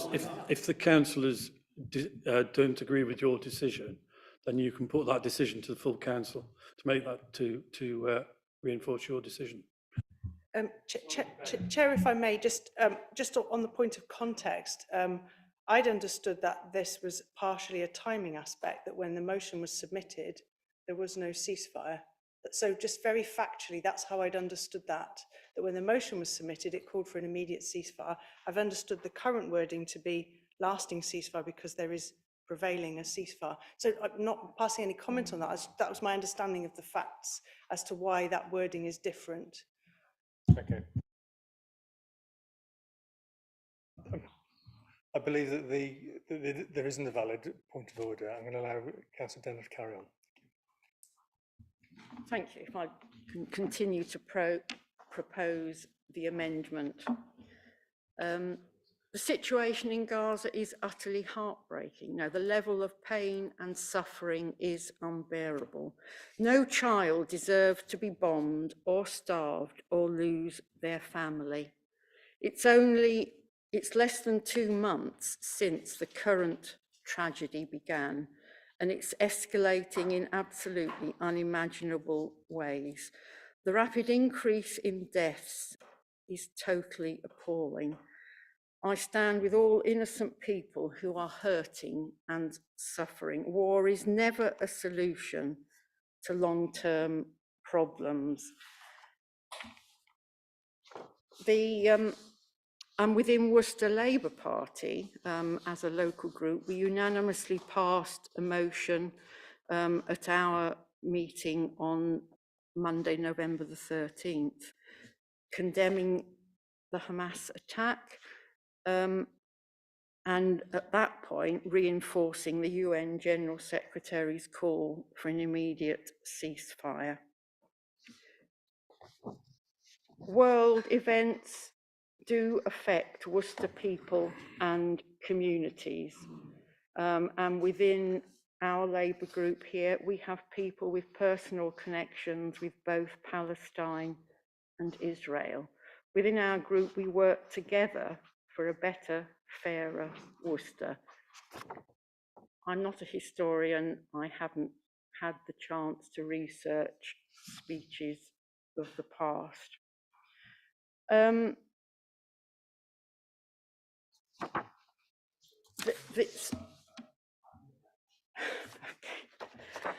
Because it's a movable.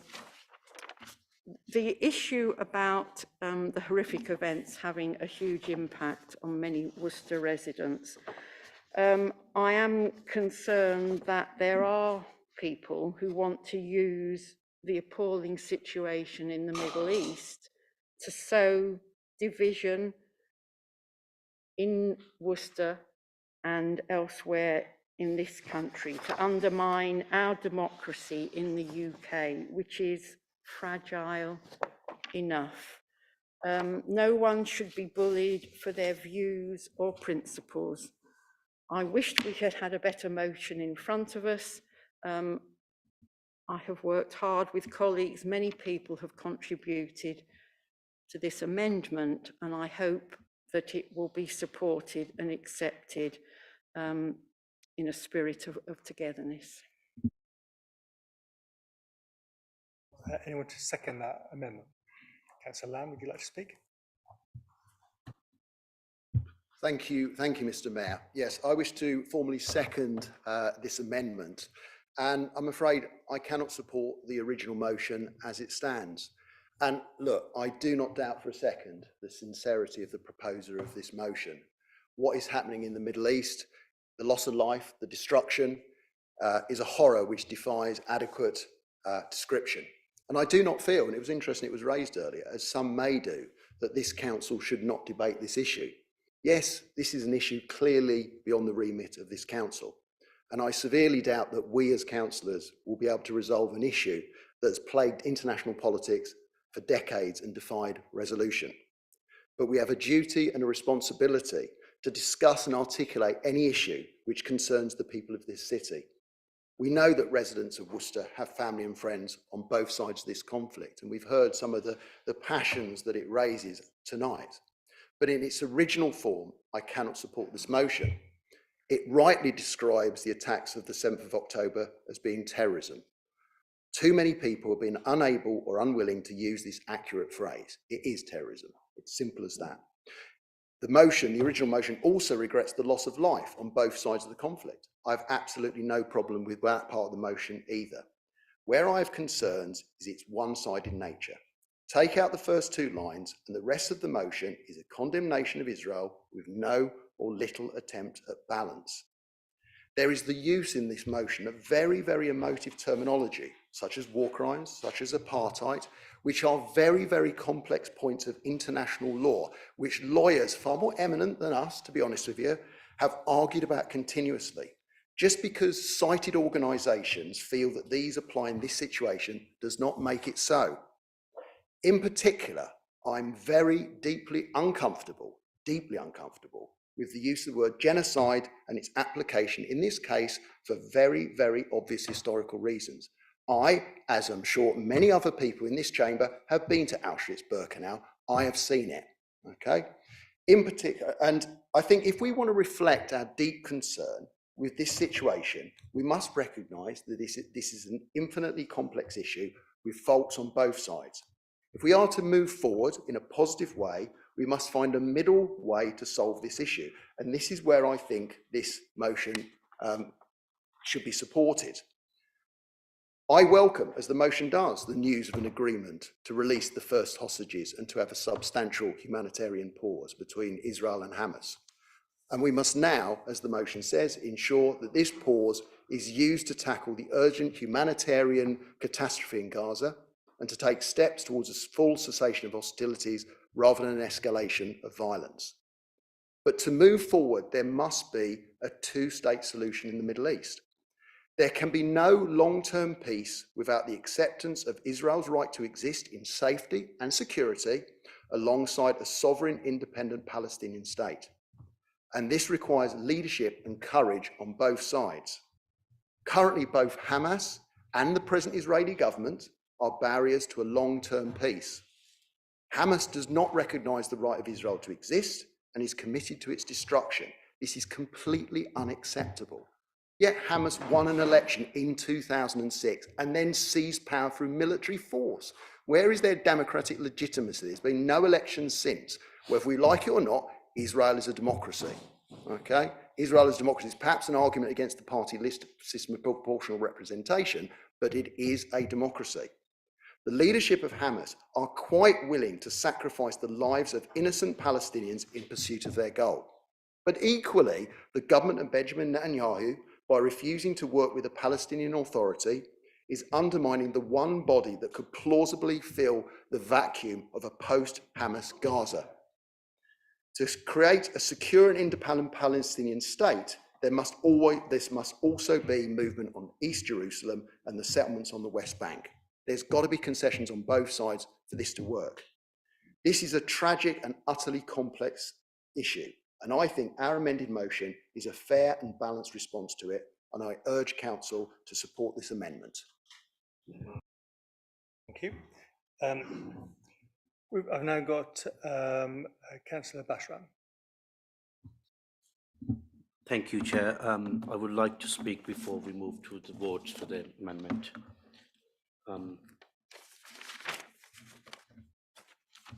As a child, I have experienced firsthand how the use of artillery and missiles devastates the civil infrastructure like schools, hospitals, homes, and roads of those needing assistance cannot travel on to get away from conflict or seek medical aid. I witnessed the death of many in my village by indiscriminate firing of Indian Army at civilians across the line of control in Kashmir, including the death of my father.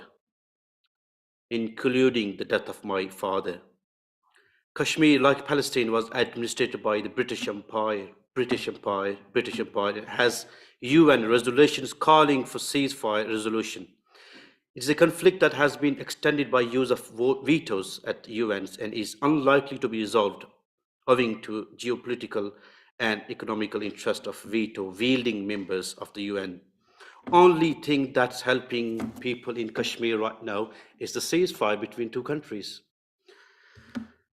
I'm going to repeat what Save the Children delayed in an Al Jazeera article. The number of children killed in Gaza Strip over 3 weeks of Israel's bombardment has surpassed the annual number of children killed in global conflict zones every year since 2019. We all know that what needs to happen next. This council should send a strong message to our government that we must join our voices with Oxfam, along with 700 organizations have called for an immediate ceasefire in Gaza. The late Princess Diana championed the banning of landmines because of the disproportionate effect they had on civilians' death, resulting in UK championing the signing of the Ottawa Treaty in 1997. In keeping with the legacy of Princess Diana, we must demand that our government halt the supply of weapons to a conflict that has resulted in so many child deaths and use its efforts to bring about an immediate ceasefire. The two-state solution has always been but a lie. For 75 years of this illegal occupation, not once have the Palestinians have been given what they have repeatedly been promised, the giving back of the land that was stolen from them. The dehumanization of Palestinians has been a tactic that has widely been used by the media and Netanyahu administrations so that they seem to be animals. Locked in a cage in Gaza, being tested, harassed, imprisoned, tortured in a system of brutal apartheid, so that we see them as non-humans. Just as the people of Israel are not the same as brutal Netanyahu's government, so the people of Palestine are not the same as Hamas. As we witness the unjustified collective punishment of the people in Gaza, we must say no. We must resist. Didn't we say never again? Yet another genocide is unveiling before our eyes, and we go on sitting in silence. Thank you very much. Thank you, Mr. Mayor. I'd just like to say I support the spirit of everything that my colleague Bashir Ali has said. I also support the motion, the amended motion, and everything that Councillor Lamb said.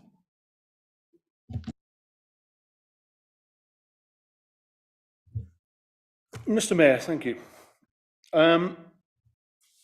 I will support the amended motion. I think it's an extraordinary piece of work to have come up with form of words so quickly, and it is something I hope that when colleagues sit around this room in the course of the next few moments, we consider the realities of people suffering on both sides. There has to be a solution that embraces the common humanity here. It is not a question of constantly delving back and looking to legitimize actions on the basis of historical scenarios that frankly may or may not have been the case. The most striking thing I heard from Councillor Lawrenson during the course of his speech was when he discussed the Troubles in Northern Ireland, and it was quite a, for those of us who were around, or virtually all of us in this room who witnessed that period, it was quite an extraordinary achievement to move beyond seemingly endless death, endless suffering. And we have to pay tribute at that point to politicians, the Major government, the Blair government, colleagues on both sides of the border in Ireland, who created a vision of how people could work together better, that they could avoid that form of divisiveness and destruction that poisons human relationships on so many different levels. The sight of Martin McGuinness and Ian Paisley walking together was one of the most powerful moments in modern political history. We've spoken about the power of words. That was a power of imagery. And what I would like to see is a politics evolve in that part of the world that means that those people on the fringes, those people who want to create death and destruction of anyone, are pushed to the margins, and people work with moderate voices on both sides to create a better future for all people. Because, colleagues, children's tears are children's tears, regardless of whatever side of a sectarian divide they come from. Support the amendment. It is a work to be applauded. Thank you. Thank you. Councillor Ditton.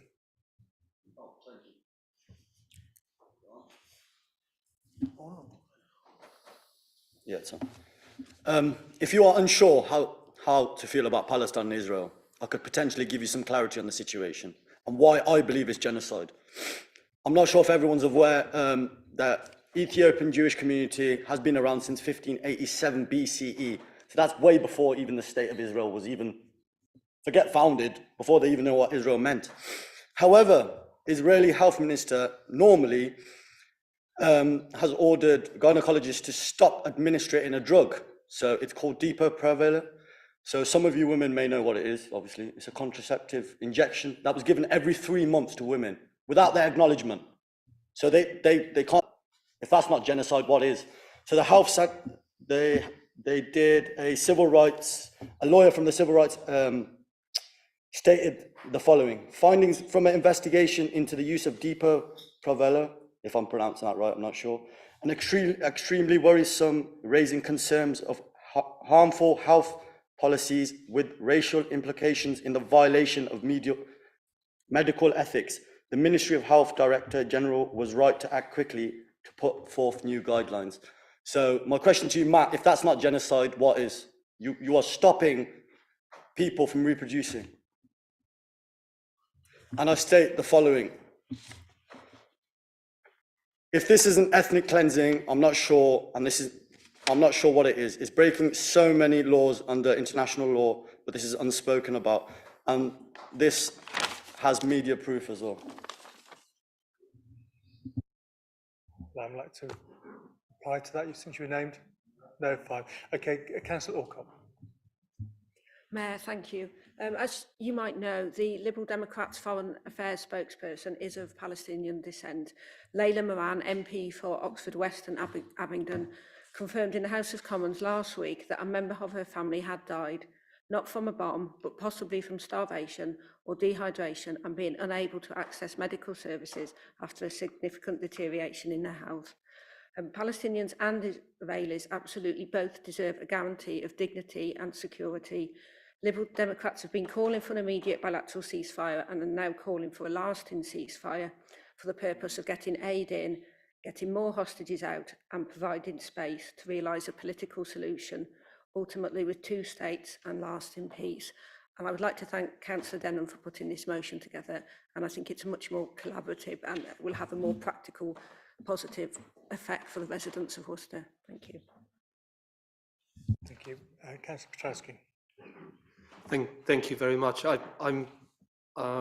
sit here quietly and I pay attention to words. Words do matter. If you rewind the recording of this session, you will hear Councillor Denham saying that she regrets that the Constitution provides just one motion on a topic, and what she's suggesting is an alternative motion in effect. Councillor Alcott said exactly the same thing. I think what we are, so this is just to be clear on what's happening here. I think that the point of contention here, and the language is very emotive and sensitive, is in point B, and the Council therefore resolves to the point B, which says put pressure on all parties that they must also use the space that this pause creates to take more steps on a path towards losing ceasefire rather than an escalation of violence. So my question is, how many, rather than calling for an immediate ceasefire and end of killing on both sides, how many lives will have to be lost after this temporary pause to allow exchange of hostages? How much time, how many lives have to be lost for us to take it seriously?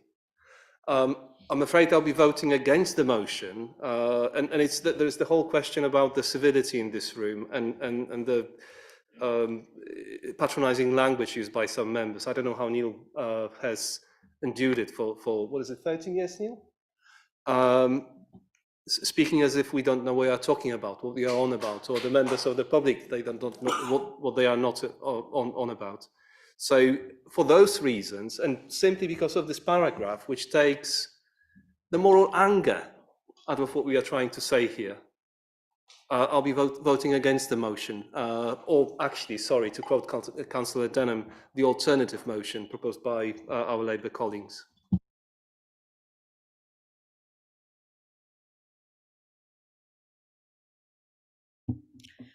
Thank you, Chair. I will be voting against the amendment. There are some key issues for me. Part 3 of our motion under Article 2 of the Convention on the Prevention of Punishment of the Crime of Genocide. I think that being missing from this motion is deeply worrying.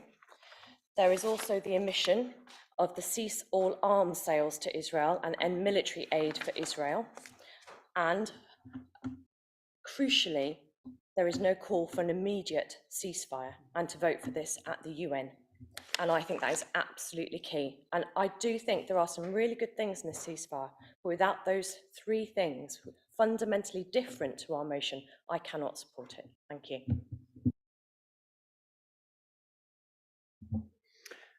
Thank you, Chair. I will speak now against the amendment on 3 points. The first is the dilution of the call for an immediate ceasefire. The phrase, this convoluted phrase of put pressure, parties, use space and pause, more steps on a path. You know, it's all very lovely, flowery language, but it rather dilutes the point of saying, you know, ceasefire now.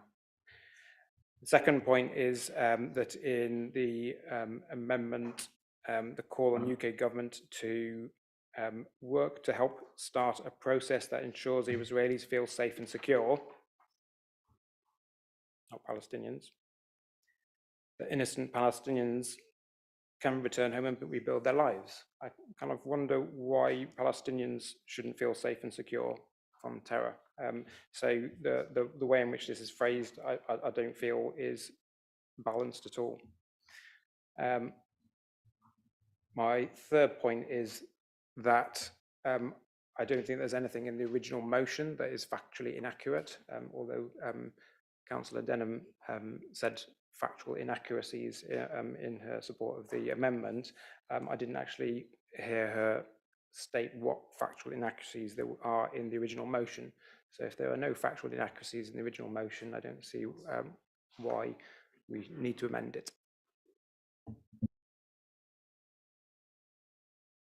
I just wanted to come back on something that a number of people have said in terms of the amendment. There seems to be a query about this word lasting ceasefire. I think from our perspective, there is an existing ceasefire, so we don't need to call for an immediate ceasefire. It exists at the moment. What we want to do is make sure that stays the same.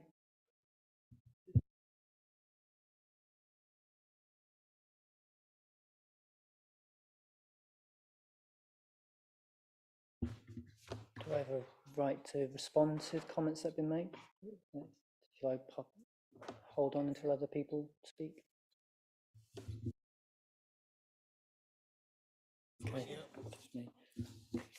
Yeah, thank you all for sharing your thoughts. So I'll try to respond succinctly to points that have been made about the amended motion, and points that have been made about the original motion as well. So firstly, the comment was made by Councillor Denham that this is out of date. Well, it's clearly not, because a ceasefire hasn't been agreed. And the motion is called ceasefire in Gaza. So it's not out of date. I wish it was. I was waiting to withdraw this motion. Absolutely. I don't want this motion on the table. I don't want to be talking about this. I haven't been able to work because of this. You know, my colleagues have tapped me on the shoulder and said, Neil, you're right. No, I'm not. I don't want to talk about this. Okay? So unfortunately, it's not out of date. It's absolutely current. My colleague, Councillor Cochrane, said about inaccuracies. I was waiting to hear what they are. They weren't described, so I'm guessing that there aren't any inaccuracies in the original motion. A point was made that the amended motion was rebuffed. That's not true. You know, I saw sight of an amended motion on Sunday, and I accepted. And then a couple of days ago, I was told that it couldn't be seconded. So I thought, okay, well, we'll talk about the original motion.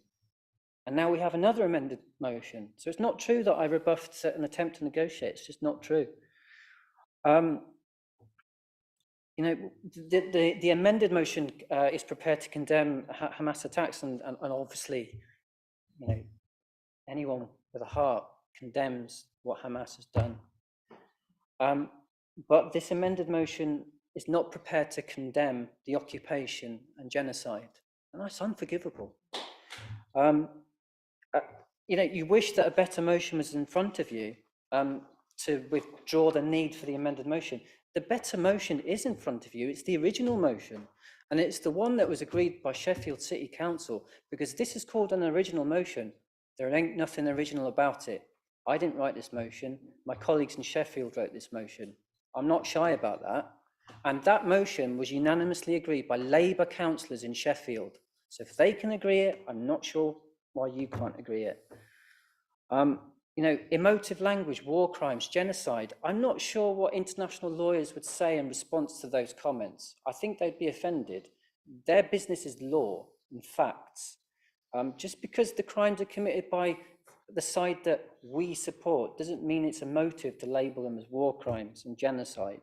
You know, this is the UN. If we can't go to the UN for the definition of what a war crime is, where do we go? It's not emotive, it's law.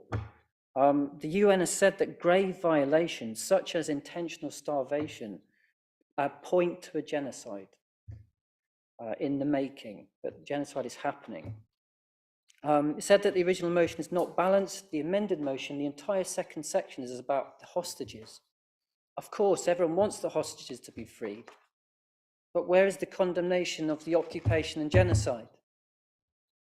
There needs to be acknowledgement of the reality. This didn't start on the 7th of October. You could argue it didn't start with the Nakba in 1948, 800,000 Palestinians being killed. You could argue it was 1917 with the Balfour Declaration. And therefore, this country has a huge responsibility to do something about the injustice that's been going on for 106 years. So it's our duty, I'll finish, it's our duty to properly and emotionally and factually oppose what is being conducted in our name, because people in Gaza and the West Bank, if they look up Worcester and they look up what our elected representatives are doing on our behalf, they're going to see Worcester MP did not vote for a ceasefire. Not in my name. Therefore, I cannot support the amended motion. I will stick to the original because it properly condemns what is being conducted in my name and other people's names. Now, if I can't be emotional about genocide, what can I be emotional about? If it was entirely about emotions, you just ignore me because I'm just rambling. But it's not about emotion, it's about facts. End the occupation, end genocide, do what we can as elected representatives to make our feelings known and get the truth out there. Because we cannot rely upon national politicians, and we certainly cannot rely upon the national media. So I'm against the amended motion. So, Councillor Denham, you've got a right to summarise on your amendment. Thank you. This is an amended motion.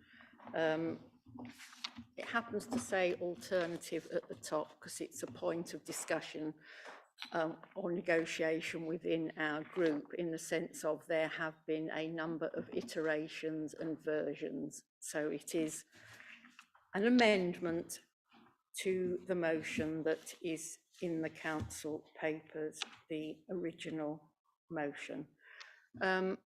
Thank you very much to colleagues for your powerful speeches. There's some very impressive eloquence, and I really appreciate that. People being killed is emotional.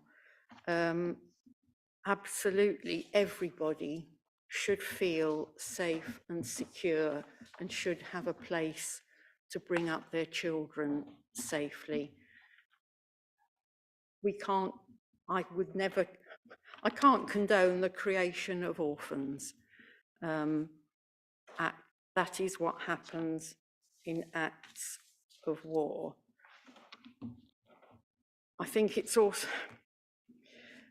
one of the first casualties of war, somebody said, but I'm not clever enough to know, is, information, misinformation, facts are a victim of war. And I know that, particularly with the rise in social media, it can be extraordinarily difficult to be certain about what we're being told. I have no doubt appalling things are happening. I hope to goodness that that the international community can find a way forward and that we put that there is an immediate end to the killing of innocent people. I hope colleagues will support the amended motion. Thank you. So we've now discussed the amendment. We'll now put the amendment to the vote. All those in favour of the amendment, please raise your hand.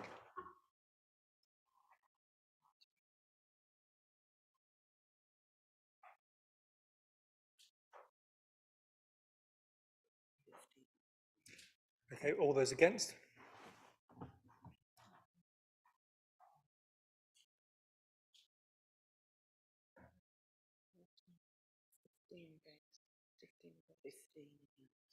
Would you like to use your casting vote? I would. Are there any abstentions? Okay, so the vote is tied. I'm going to cast my vote against the amendment, so the amendment falls. Okay, thank you. Okay, right. Now we're going to, yeah. So now we're going to discuss the unamended motion. Anyone like to speak on the original motion? Councillor Cross. Thank you, Mr. Mayor. This is obviously a difficult motion, but nothing like as difficult as the living conditions in the past 70 plus years within Palestine. We cannot ignore the context. Where I struggled with the amended motion was that there was not the acknowledgement of the context of control. The words apartheid have been used. Prison-like control. Friends who've been to Palestine have mentioned that. My first ever, as a youth, first ever awareness of the problem personally was a former pupil just a few years older than me who was shot by an Israeli sniper. He was a press photographer. There's been a history of an imbalance, a disproportionate response, and I'm very mindful that there's a lot of technology development, including warfare development, with Western funding within Israel, and some excellent advances in medicine as well. That must be mentioned as well. But there is a huge imbalance, as we heard earlier, the boy with a stone versus the tanks and guns. So we cannot ignore the context. I'm very mindful that we made a statement of support and we flew the flag for Ukraine, a disproportionately large aggressor. Some similarities there cannot be ignored.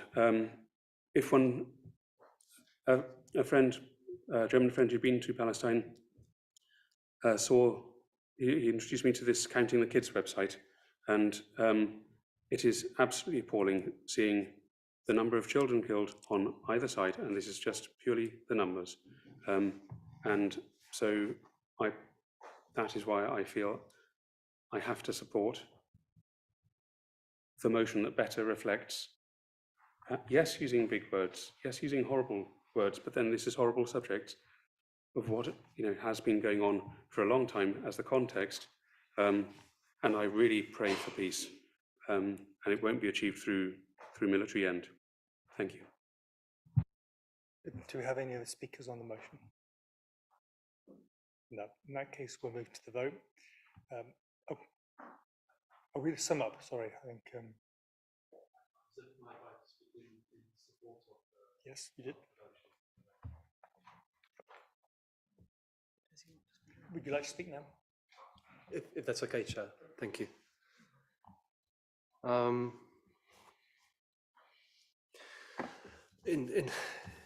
Words do matter, and I think in terms of how we use our words, is what I've been thinking about listening here now, but also rereading something that Orwell wrote in Politics and the English Language.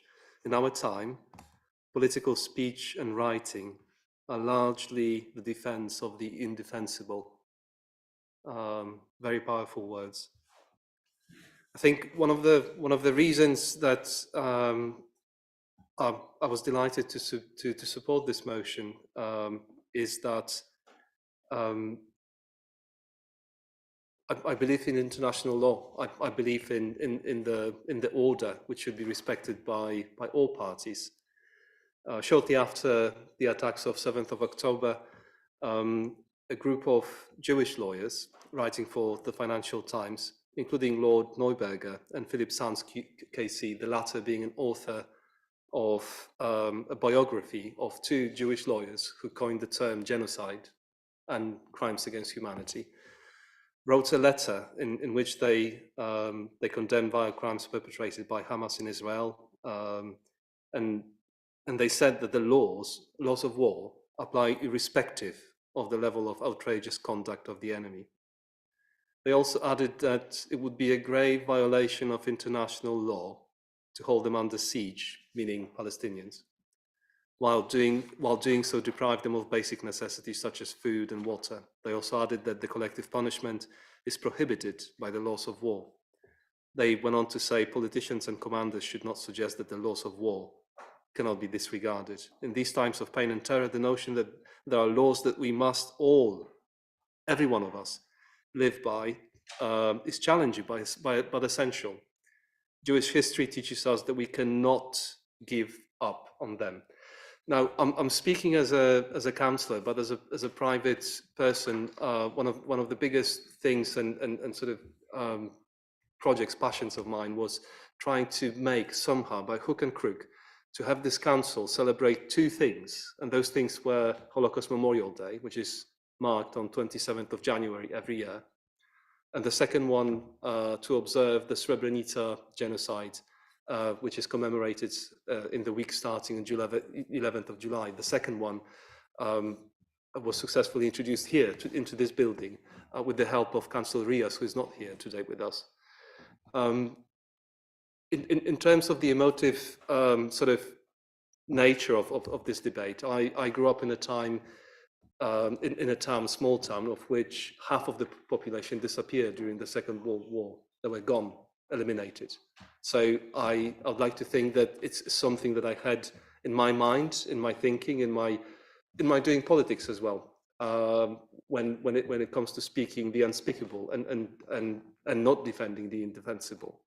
So for all those reasons, I'm more than happy to support my colleague's motion, and I'll be doing this in clear conscience, going to safe home to see my wife and two children. Not everybody can afford such a privilege, I think, including people in Palestine. Thank you very much, Chair. Okay, I think it's now Councillor Lawrenson to sum up then. Thank you all. I'll be brief, believe it or not. Although if someone else wants to jump in before I finish up, that I'm happy. No? Yeah, I mean, yeah, carry on. Councillor Jagger, before you sum up then. Yeah. Thank you for everybody who has waited on this debate. I just wanted to give my reasons before the vote. As some of you might know, my day job is I'm a teacher and I teach A-level law. And as it happens at the moment, we are learning about human rights law. A lot of it which is shaped by the horrific experiences for World War II, which I bring into my classroom.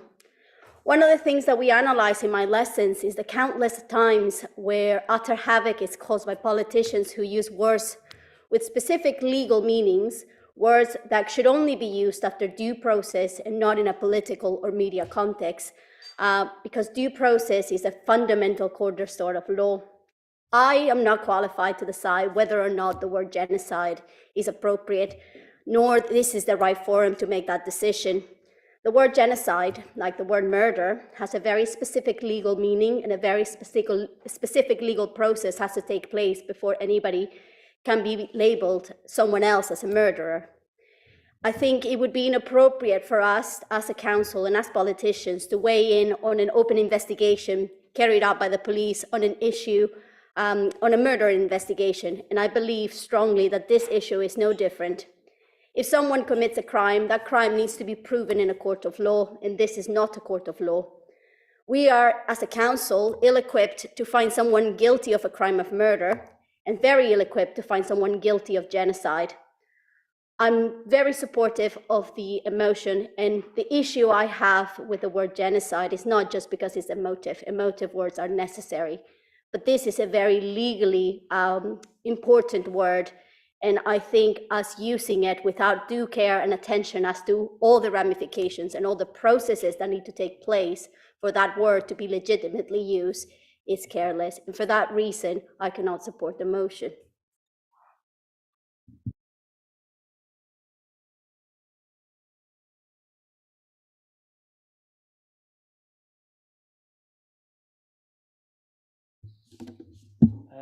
Thank you. Yeah, like I said, I will be brief. I'll just come back to that point that's just been made. I completely disagree with it. You know, Keir Starmer can call out war crimes in Ukraine without it having gone through due process. So again, it's one rule for one rule for another. Regardless of his background as Director of Prosecutions, you know, the point is that we willfully call the crimes of our enemies war crimes, and yet when the crimes conducted by official allies, it's suddenly not applicable. I am pleased that this motion has been passed. I wish it had been unanimous. I really do, because it has been passed. Well, the amendment failed. Okay. But I'd like people to remind MPs when they come to Worcester, when they canvass for votes in the general election, which we expect to be next year, I'd like to remind them of their vote in that ceasefire motion debate in the House of Commons. You know, we have long memories. Well, I don't, as you've just seen, but you know, we have long memories, and I hope that when people do come calling, people like Keir Starmer, possibly Ed Miliband or whoever, remind them of how that vote went in the House of Commons and show your despair and disgust. I hope I live long enough to see Palestine free. Thanks again for your patience and all those who've supported the motion.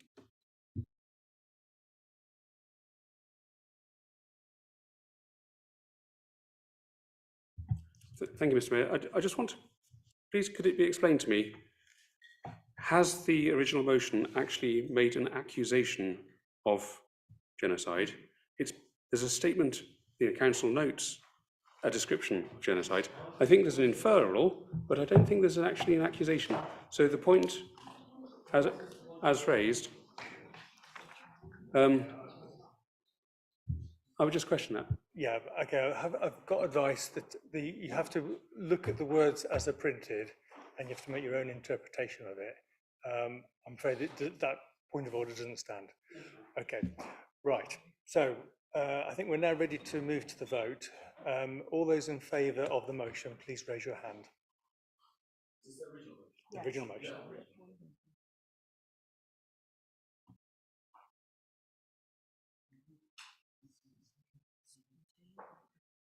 Yeah. Yes. Okay. All those against? Against. Again, all those against. And all those who are abstaining?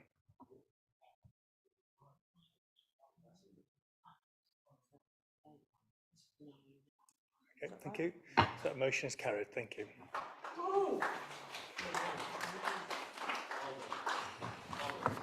Right. Okay, where are we then? Right. We're now on the St Peter's Parish Council item.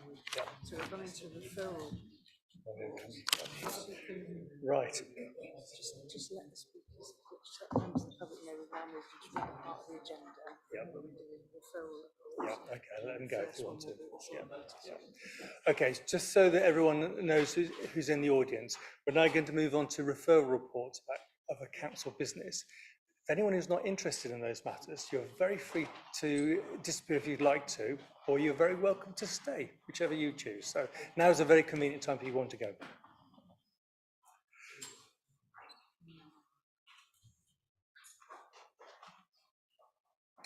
Right, okay, so we're on to agenda item 8. And the first item is 8.1, referral report from Policy and Resources Committee. And this is the arrangements for the review of the electoral arrangements. I'm going to ask Councillor Stanley to please talk about them.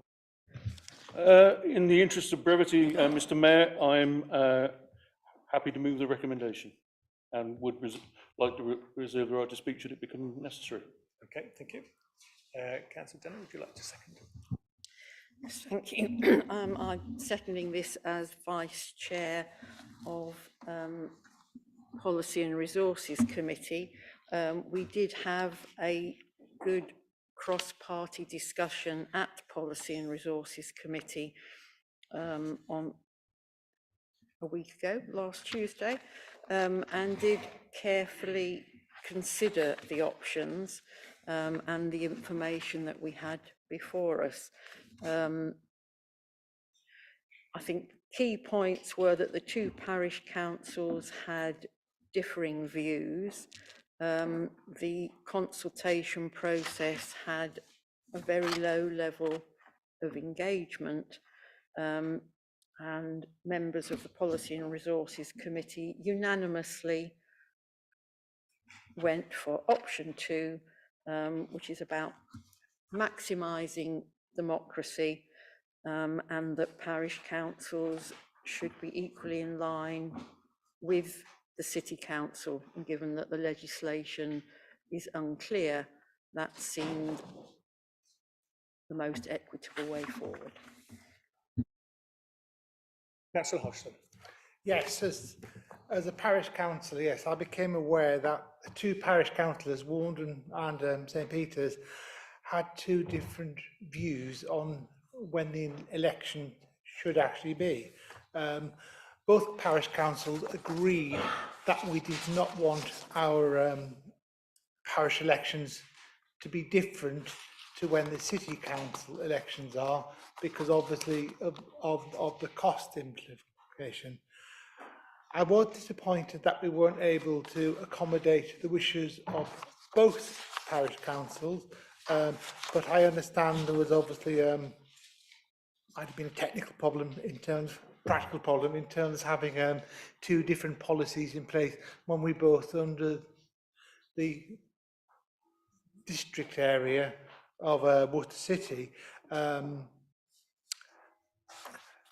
If we'd adopted the first option, there would have been a practical difficulty in terms of Warden Parish Council, in terms of some of our councillors would have chosen to retire next year, and obviously if some parish councils and Warden Parish Council hadn't done so, that could have been slightly messy. So from a point of view, the recommendation we have is actually clear, but obviously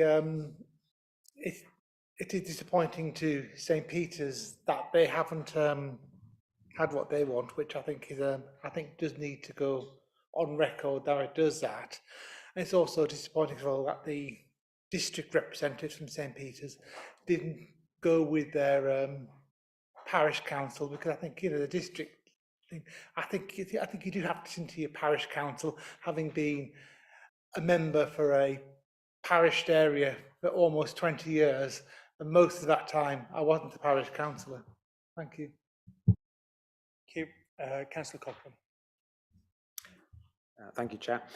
Yeah, it was brought up in the public submissions today, concern from St Peter's Parish Council about the cost implications of the council voting for option 2. I would just like to make a few points on that.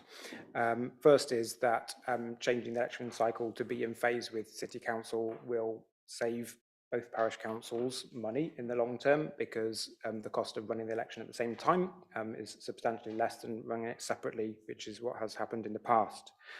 The last uncontested parish council election in St Peter's was in 2019. So it's overdue, you might say, to have a a contested election. Which of course the expense for that was substantially more than it is running concurrently with a city council election. I would also like to point out that contested election in 2019 is the only election that has occurred on St Peter's Parish Council in the last 15 years. So I don't think that the St Peter's Parish precept has been unduly wasted on elections. I use the word wasted in inverted commas, given that not much of it has gone towards elections in the last 15 years. The final point I would say, which I think, well, two more points. One is that there could well be, it may not be a contested election in 2024 anyway, in which case the cost would be negligible. And the fourth point is that of the current makeup of St Peter's Parish Council has 9 councillors, of whom 2 have been elected.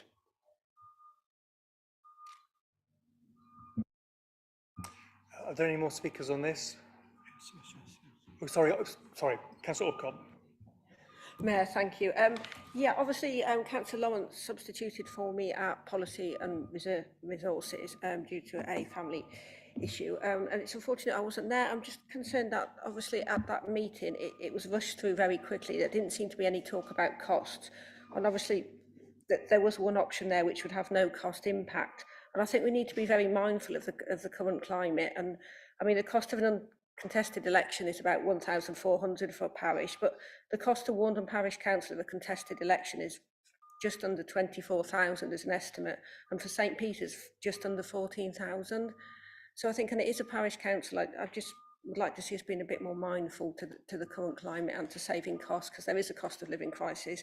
People aren't going to be happy when April comes, so their council tax goes up, and I just think we should try and do all we can to save the taxpayer money. Thank you. Is there anyone else who'd like to speak? Councillor Murray. Yeah, I just don't understand why we ask the parish councils what they and then ignore their wishes when it comes to committee. I feel we've not heard what St Peter's had wanted, and we should be listening to them. Councillor Gregson. Thanks, Mayor. Consultation is about asking for people's views and then taking a realistic decision, and the responsibility for making that decision lay with policy and then to pass on to council. So I think we're perfectly within our rights to make a decision which is different necessarily to what the parish council thinks. I think it's interesting that there was only 27 responses that we heard earlier on. And I would have thought that the parish council itself would be well advised to spend some of its money encouraging its local residents to stand for office, and then having an election and spending the money properly on an election. It seems to me that the representation of the parish council is pretty limited at the moment, and perhaps this opportunity to align with the city council elections provides an opportunity for greater interest, greater awareness, more people standing and more people participating in the vote. Councillor Bissett. Thank you, Mayor. I'd also just like to point out that if we take the recommendations in the paper, the parish council elections will take place at the same time as the all-out elections for the city council, and we'll all be suffering from election fever and thinking about nothing else. And this might just increase the interest in the parish councils and who gets elected to them.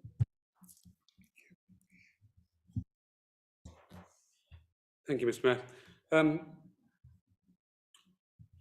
I'm struggling with this whole concept because, from a basic viewpoint, the City Council decided to change the election cycles, and then that caused an issue for the parish councils that suddenly there would be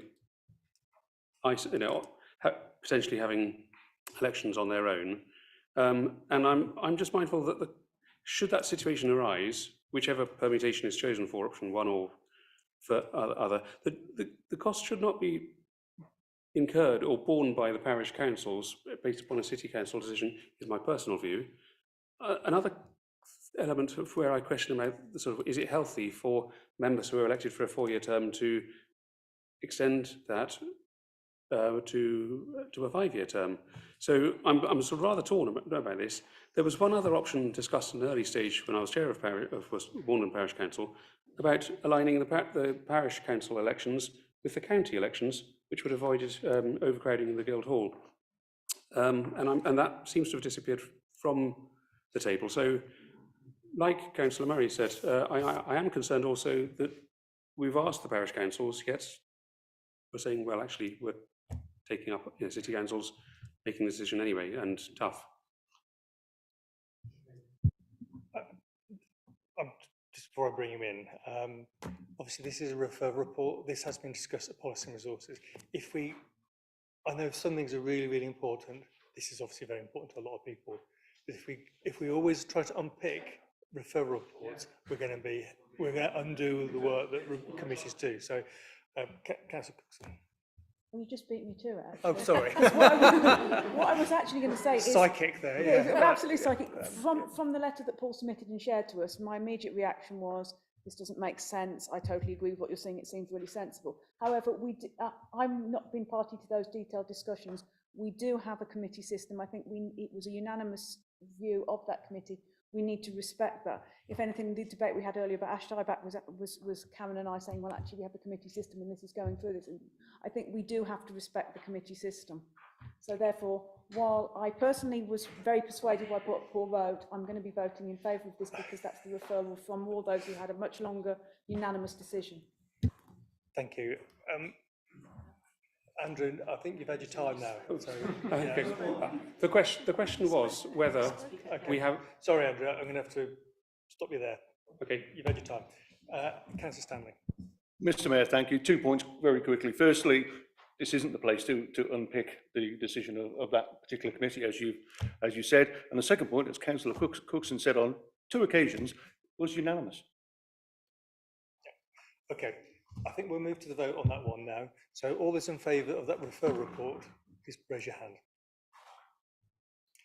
All those against? Any abstentions? 1, 2, 3, 4, 5. 5, Andrew as well. 4 Lib Dems and Andrew. Right. Okay, thank you. That motion has been put forward. Right, the next one, referral report. This is for Freedom Leisure proposes fees and charges for 2023-24. The proposer is Councillor Stanley. Again, Mr. Mayor, many thanks. Again, in the interest of brevity, I commend this report to Council. Very sensible, balanced report, and I hope that everyone around the room will approve of the recommendation. Thank you. Thank you. Councillor Norfolk. Thank you, Mr. Mayor. I second this proposal. Thank you. Anybody like to speak on this? You'd like to go forward? Thank you, Mayor. I sit on communities, and there was one bit of this I struggled with, and that was the school swimming aspect, which will go up by 6%. And at the time, I didn't feel that Freedom Leisure had consulted on schools. They admitted they hadn't. I've spoken to a school in my ward who didn't know anything about it, and they set their budgets within the financial year, and these prices will go up in January. So I have a concern that there will be a shortfall that schools will not be able to plan for. I wondered if this one aspect of school swimming could be delayed until April and the rest go through, please. Thank you. You are putting an amendment. Is there a seconder for that? Councillor Cross? Okay. Okay, would anyone like to speak on that? Councillor Alcott. Mayor, thank you. I think I just understand the fees are set at the same time every year and that it shouldn't come as a surprise. Thank you. It's in the contract. Any other speakers? No. Councillor Cross. Thank you, Mr. Mayor. Why I wish to ask for a dispensation for the schools until the end of the next financial year is that schools have had a double whammy of a pupil premium calculation, is that what it was, or Department for Education funding miscalculation that has further worsened school poverty or hardship and funding crisis, and the government is not going to correct their mistake. So I feel that we should make efforts to help schools with this essential activity of swimming, because public health is a wise investment. Thank you.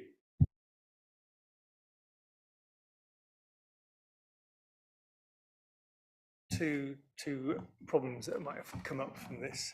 One is, when does the school financial year start? Some discussion that might actually happen in September, not in April. No, I'm looking at a couple of teachers in the room, so I've got a nod and no there. No, okay, so it's April, is it? Definitely in primary schools. Okay. The other point was is, who wants to speak? August 1st. I guess they're not going to swimming, I'm guessing, but yeah, or are they? I don't know. Councillor Cooper.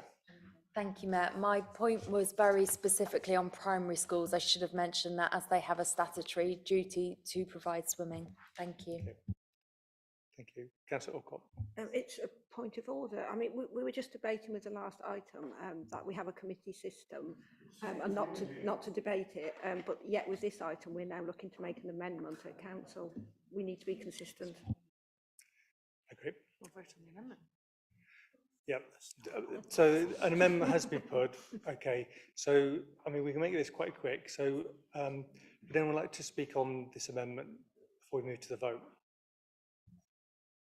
Okay, all those in favour of the amendment? All those against?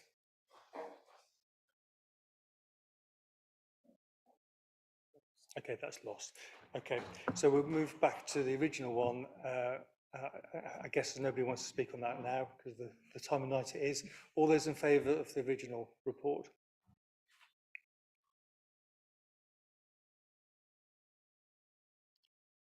Okay. Anyone against? Any abstentions? Okay, fine. Thank you. Let's move. That's carried. Right. So the next one then is the review of political balance on committees and subcommittees. I'm going to invite Sian Stroud to present this item. Thank you, Chair. You've caught me by surprise there. Of course, I'm presenting this item. Mr. Mayor, you will be aware that political balance has come before full council several times recently. The most recent reason for bringing it back to you is that there is a by-election outcome. And so our political balance has changed as a result of that by-election. The covering report identifies the procedural steps that we're required to go through, as well as what the new political balance is. The allocation of seats to give effect to this new political balance has been discussed with group leaders, and the proposals set out in Appendix 1 to the report reflect those discussions. So the recommendation is that that is approved, Chair. Thank you.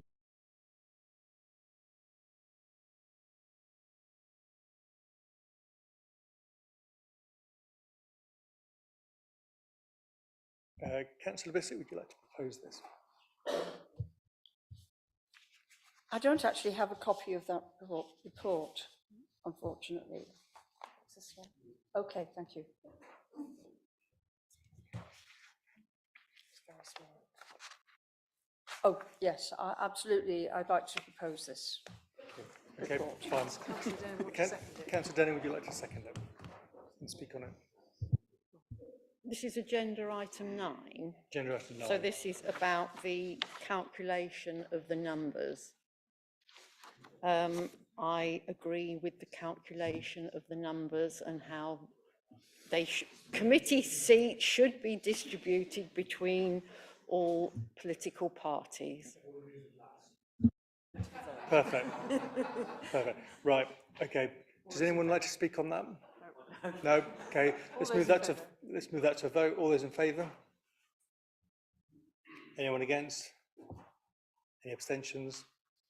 Okay, great. Right, so we're on to agenda item 10. Okay, Shall I come in? right. Okay, so I think it's Sian Strad to present this one again. Thank you, Mr. Mayor. So following on from the political balance approval, it's now necessary for council to make appointments to committees. This matter arises from the changes of political balance and also because a vacancy has arisen on two committees, Communities and Health and Wellbeing, due to the non-attendance of Councillor Shafaz Ditter for a period of 6 calendar months.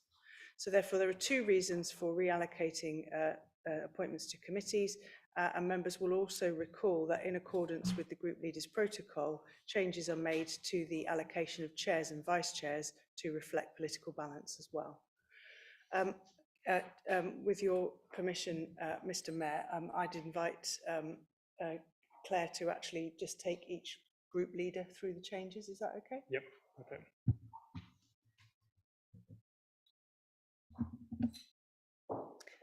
Thank you, Mr. Mayor, Sian. So group leaders will have received a template to complete which identifies the current vacancies. So if we turn to each group leader in turn, starting with Labour, the first vacancy equates to, sorry, this is a Conservative vacancy to be filled. So we'll turn to Councillor Stanley, and this is a vacancy on Policy and Resources Committee.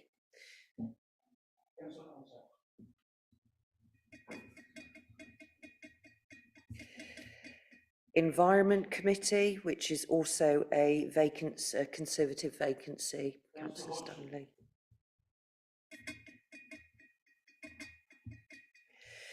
Communities Committee, an appointment for one Green member of your group as a Katie result of Collier. balance.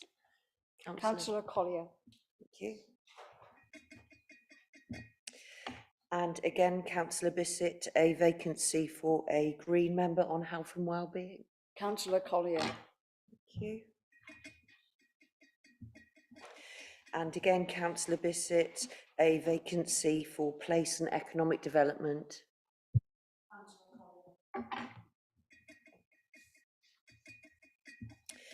And if I can turn to Councillor Stanley, removal of one Conservative member as a result of a change to the political balance relating to Place and Economic Committee, Development Committee. Thank you. And then if we can ask each of the group leaders if there are any other changes that they wish to propose to any committees. Councillor Denham. No change of Labour members. Councillor Bissett. No change to Green members. Thank you. Councillor Stanley. Thank you. Councillor Alcott. No change. Thank you. And then finally, if we can ask each group leader if they propose to make any changes to chairs and vice chairs. Councillor Denham. No proposed changes. Thank you. Councillor Bissett. Yes, thank you, Claire. We'd like, for Chair of Income Management, Elena Round, and for Vice Chair of PED, Councillor Cooper.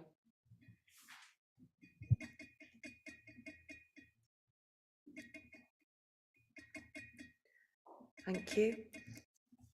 And Councillor Alcott, would you like to propose any changes? No, thank you. Thank you.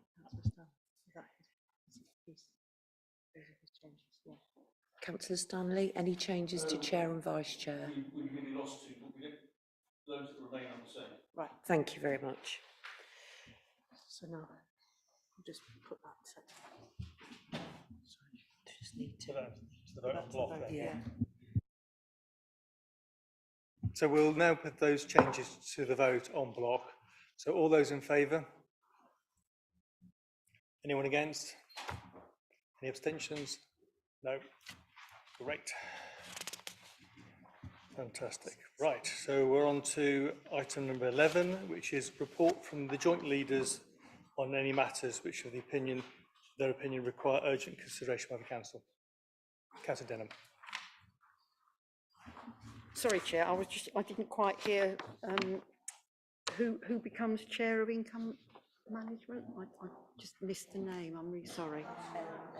Sorry? Elaine Rowd. Thank you, apologies. Was that any other business? No, any urgent items? Urgent business? No. Great, fantastic, well, thank you. Councillor Bissett, any urgent business? Fantastic. And I'm not aware of any exempt issues, so there's none of those to go through. So I think that's the end of the meeting, isn't it? So thank you very much for your indulgence, and we have refreshments in the Mayor's Parlour, and thank you very much. Good night.